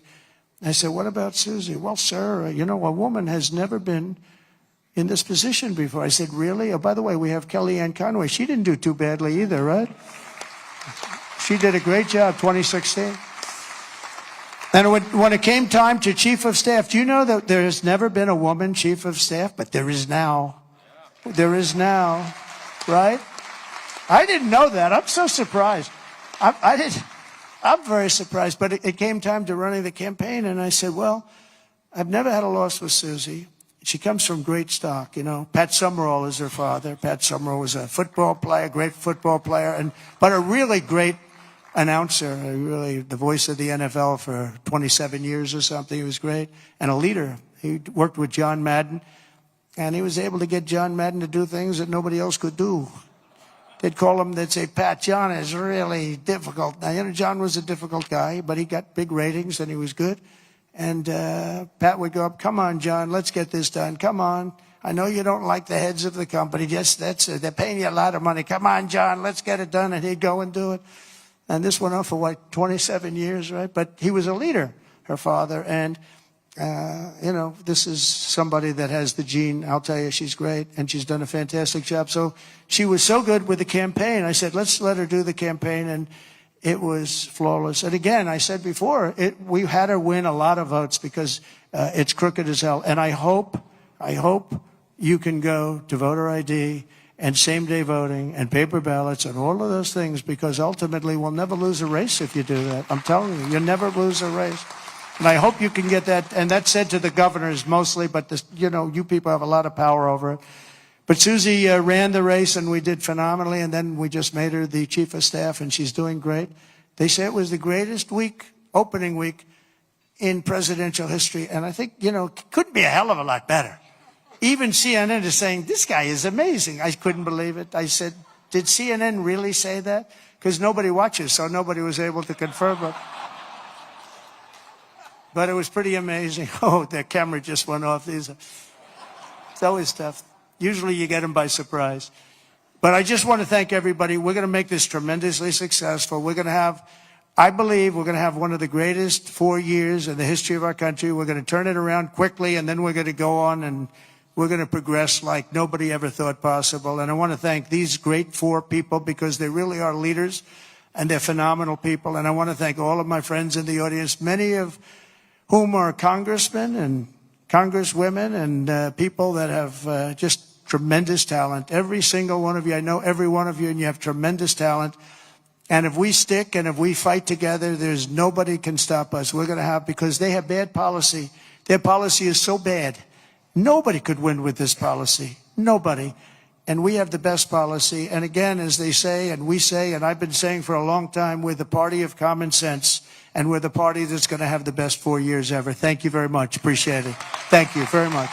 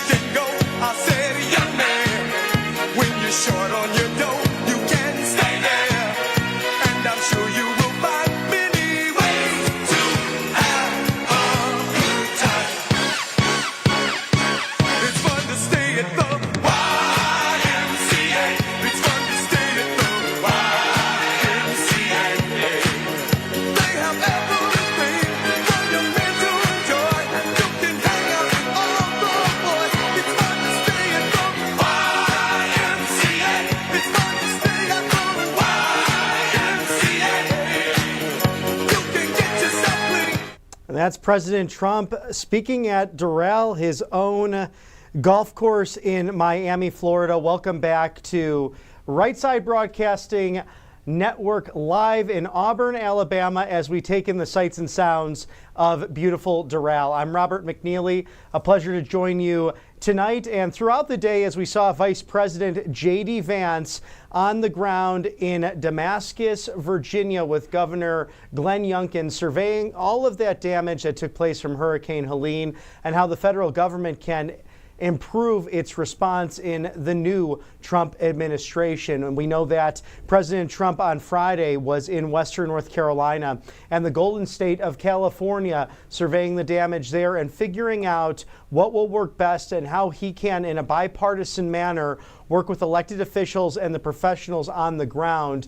And there are some talks of FEMA being either reformed or completely eliminated due to their lack of responsiveness in the past Biden administration. But President Trump tonight really outlining the successes in just 1 week, 7 short days with executive orders, securing the border, bringing back billions of dollars to investments in America, whether that be through AI or working with countries like the Kingdom of Saudi Arabia, which has pledged to give $600 billion to the United States to work in partnerships. Or what about Prime Minister Modi out of India, of course, the partnership there to grow in a free trade manner with our great partners in the eastern or western part of Asia as well. But look at what President Trump is committed to as well, fighting for the American middle class and pledging to use those tariffs if and when necessary. And we saw that especially with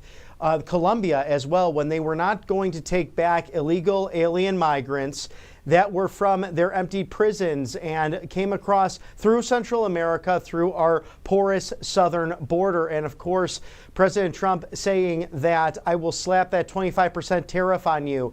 Day one, if it doesn't change in a week, it will turn to 50% of a tariff. And we will also sanction your banks, sanction your country. And the socialist president giving in within 24 hours saying, we will bring them back to Colombia. We will accept them. So President Trump laying out that agenda with House Republicans from the GOP conference live there at Doral. So many things they have covered really in these last few hours. And of course, you're seeing people on the split screen doing that dance that President Trump does right after his speech. And of course, the YMCA from the Village People. And we saw that live at the inaugural ceremonies at Capital One Arena.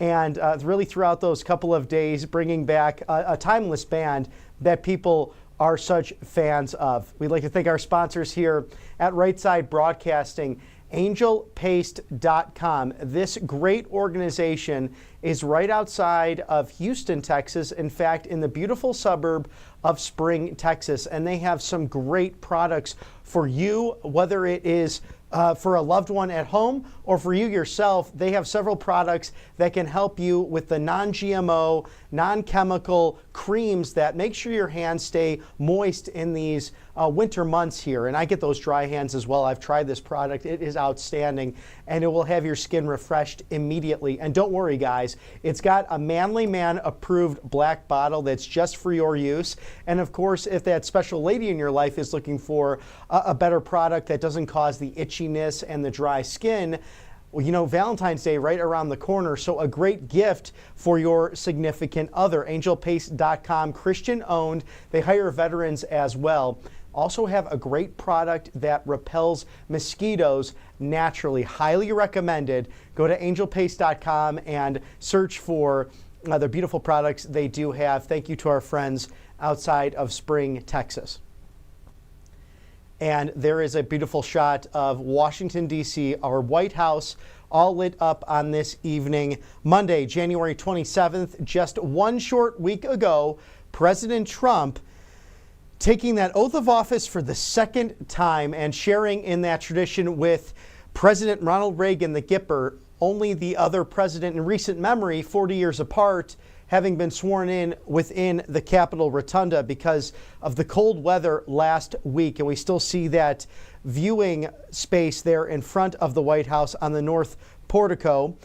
But, you know, we have to thank our DHS, our Secret Service, all the law enforcement who volunteered around the country who made sure it was safe and enjoyable for all attendees. They were truly outstanding. And there was a moment where I spoke with Secret Service as I was getting to my point on Inauguration Day to give you that live coverage outside. And he said, you know what's amazing about this group is that everyone is so happy. They're so pleasant.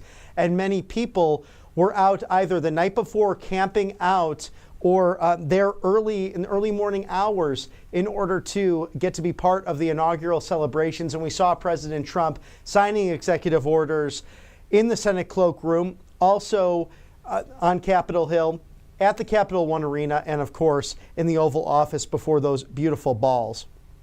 Some of the incredible successes that have happened in the last week have been really incredible in American history. Perhaps some of the swiftest actions done very quickly, and President Trump saying that a lot of credit goes to the Iron Lady, his ice queen, if you will, Susie Wiles, the great chief of staff who has been just extraordinary for the White House in her operations, the first female chief of staff as well for commander-in-chief. President Trump has secured $500 billion in private sector investment for the largest AI infrastructure project in history.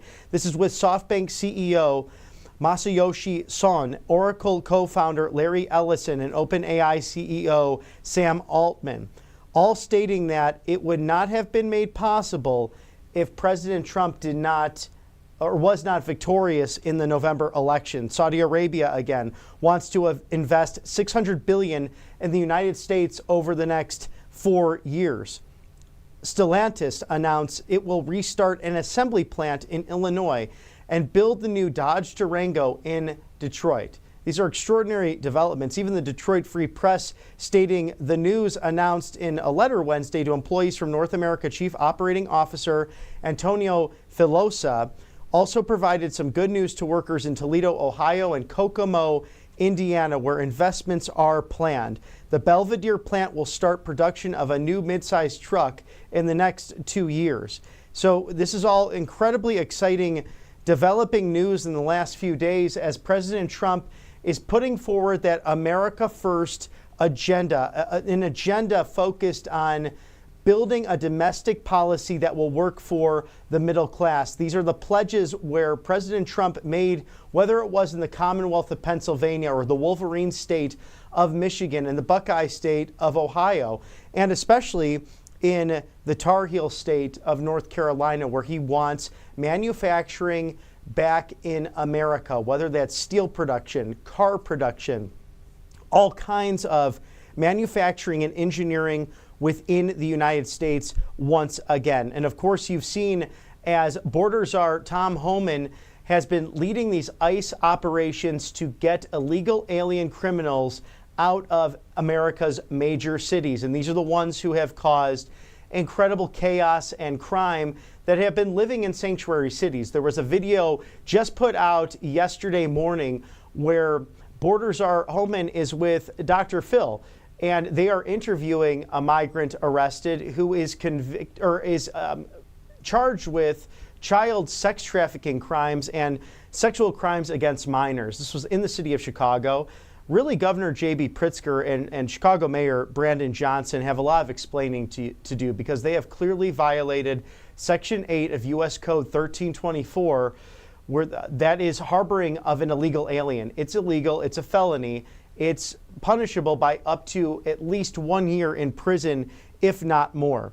And Fox News stating the U.S. southern border has seen a sharp drop in illegal immigrant encounters in the first days of the Trump administration compared to the final few days of the Biden administration. This is ICE working alongside Border Patrol, also our military. We know that 1,500 Marines are on the border. There have been reports of shots fired today, and Godspeed with our U.S. military against these foreign terrorist organizations, the cartels that President Trump has designated, including MS-13 and Tren de Aragua as well. So information obtained by Fox News Digital shows that between midnight of January 21st and 9 a.m. of January 22nd, this is a 33-hour period, ICE enforcement and removal operations arrested more than 460 illegal immigrants, including those with histories of sexual assault, robbery, burglary, and aggravated assault, among drugs and weapons trafficking and offenses. This is resisting arrest and domestic violence. And now fast forward to January 27th, we know thousands have been apprehended. And Mr. Director, just once again on the sponsorship, please. Tax Network USA, tnusa.com/RSBN. one of the finest here at Right Side Broadcasting. Settle your back taxes today and do that before the April 15th deadline. This is just incredibly smart to do. We know the Biden administration had over 80,000 new IRS agents put on the ground. President Trump said he actually might send them to the border in order to do the job of surveilling our southern border and not you, the American citizens who are hardworking and paying your taxes. TNUSA.com/RSBN. Call 800-357-1415. Protect yourself from the IRS. Settle these back taxes now. And these expert patriots at Tax Network USA know how to handle property taxes, state taxes, also federal taxes. So whatever that issue might be, or if you have a question or two, feel free to please call them over at Tax Network USA, a great sponsor. Thank you from all of us at Right Side Broadcasting for helping us to bring this unbridled access to everything in the new administration. President Trump also ordered the State Department, those workers to return to work immediately. He is unleashing American energy and has declared a national energy emergency to unlock America's full energy potential and bring down costs for American families. As President Trump said today with the conference at the GOP gathering there at Doral in Florida, we have liquid gold under our feet. So it's time to drill, baby, drill in the Gulf of America in places like South Dakota and also Anwar all the way up in Alaska, along with reopening that Keystone XL pipeline. President Trump rescinded every one of Joe Biden's industry-killing, pro-China, and anti-American energy regulations. This is empowering consumer choice in vehicles and shower heads, toilets, washing machines.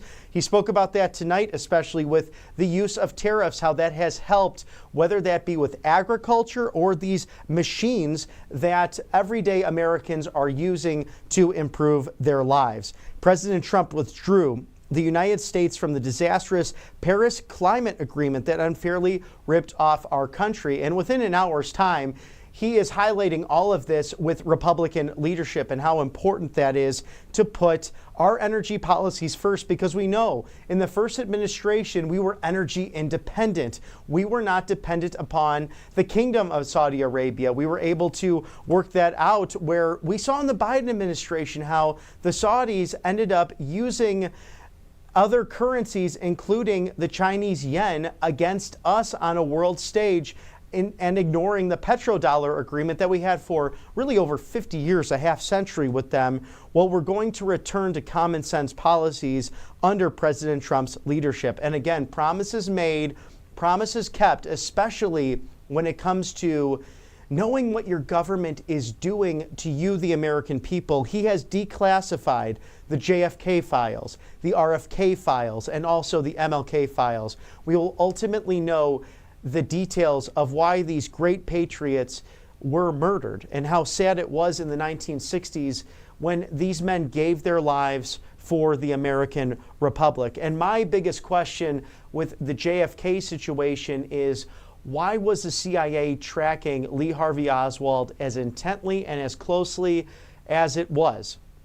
We know the great Kash Patel, who soon should be the FBI director pending his confirmation hearings and, of course, a vote later in the Senate, has gone through all these files. He shared with our friend Glenn Beck over at Blaze Media regarding, I have gone through all these files. I have dealt with counterterrorism for years and years. And Glenn Beck said to Kash, oh, you can't tell someone in the media who's so interested in this that you've been through all of these documents.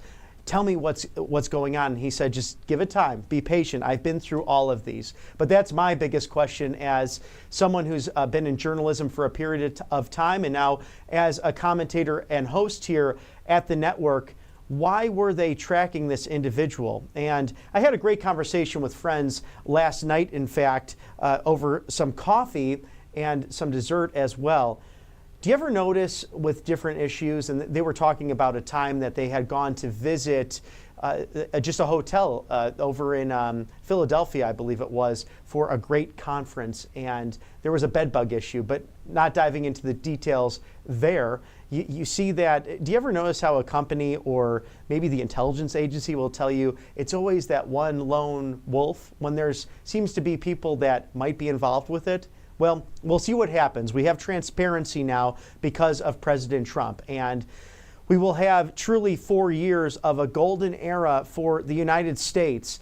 And we hope you keep it here right side, right side along the right side of history at Right Side Broadcasting. And we'd like to thank our sponsors here, Bright Core, Kimchi One. This is a great opportunity for gut health. Call 888-722-0936. A great deal happening right now. Buy two, get one free. Visit mybrightcore.com/RSBN.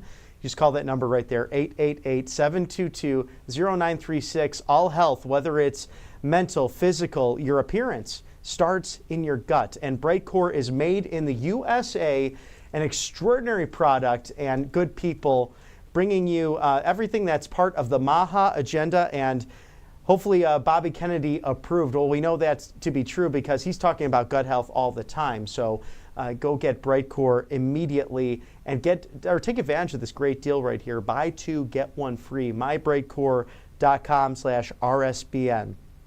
And we know as well, President Trump has deployed those troops to the border. We could have up to 10,000 in the coming days, weeks, and months to protect from the ongoing threat that exists at the southern border. And some other great quotes just from related entities that are so proud to have common sense back at 1600 Pennsylvania Avenue.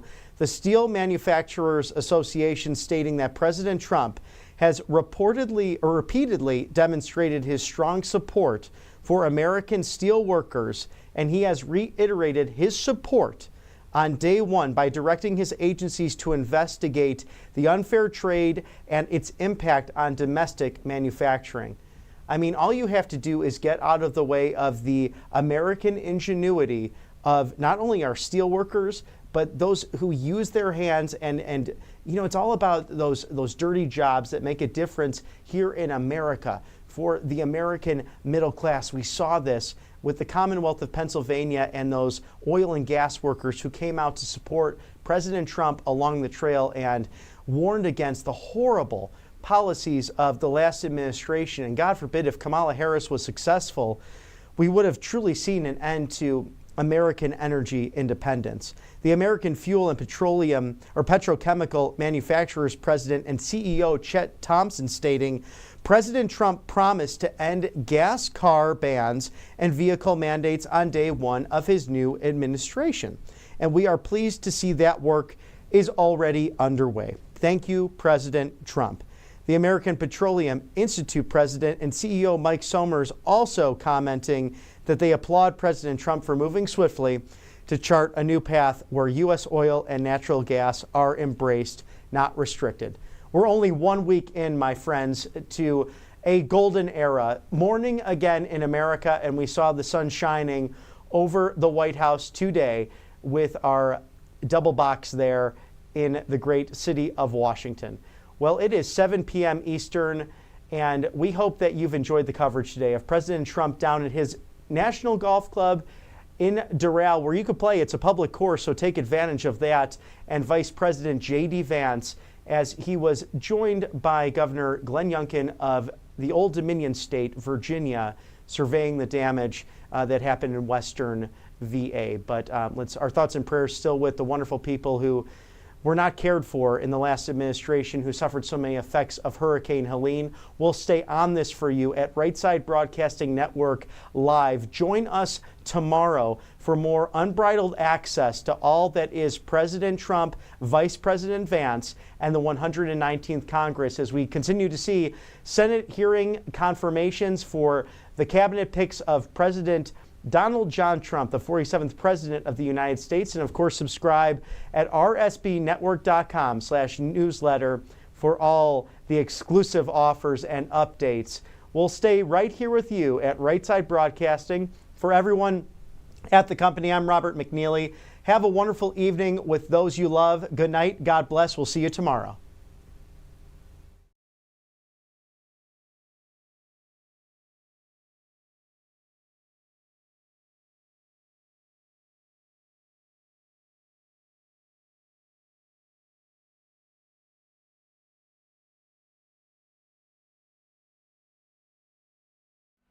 Hey y'all, it's Silk from the Diamond and Silk Chit Chat live show. Look, don't forget to check me out right here on RSBN Network. Be sure to watch the show on Right Side Broadcasting Network, and I want you to support Right Side Broadcasting Network. Yes, it's imperative that you do so, okay? I look to see y'all soon. Bye-bye. A large retail store just canceled a huge order, leaving us with a ton of extra MyPillows. But you know what? That's their loss. I'm going to make it your gain. For the first time ever, you get standard classic MyPillows for wholesale prices, only $14.88. I can't believe I'm even saying that. Only $14.88. But it gets even better. For a limited time, I'm going to offer my entire classic collection at wholesale prices. Upgrade to a queen size MyPillow for just $18.88. King size only $1 more. Get my body pillows for $29.88 and multi-use MyPillows for only $9.88. So go to mypillow.com or call the number on the screen. Use your promo code to take advantage of wholesale pricing for the first time ever on TV, including my standard size MyPillow, only $14.88. They've never been offered this low before. We have limited quantities at this price, so limit's going to be 10, and once they're gone, they're gone. Welcome to Right Side Broadcasting Network, your trusted conservative news outlet. At RSBN, we deliver the truth when the mainstream media falls short. Since 2015, we've proudly broadcasted every single one of President Trump's iconic MAGA rallies, bringing you the excitement and energy live before anyone else. By watching RSBN, you get an unfiltered front row view of the action on the ground. We interview the crowds to give a voice to millions of Americans just like you. We show you President Trump's speeches in their entirety, free from interruptions and censorship. We cover the stories that matter to you with the integrity and passion you deserve. Thank you for choosing RSBN as your home for America First News. Together, we stand strong, united, and informed. So join us and be part of the right side of history.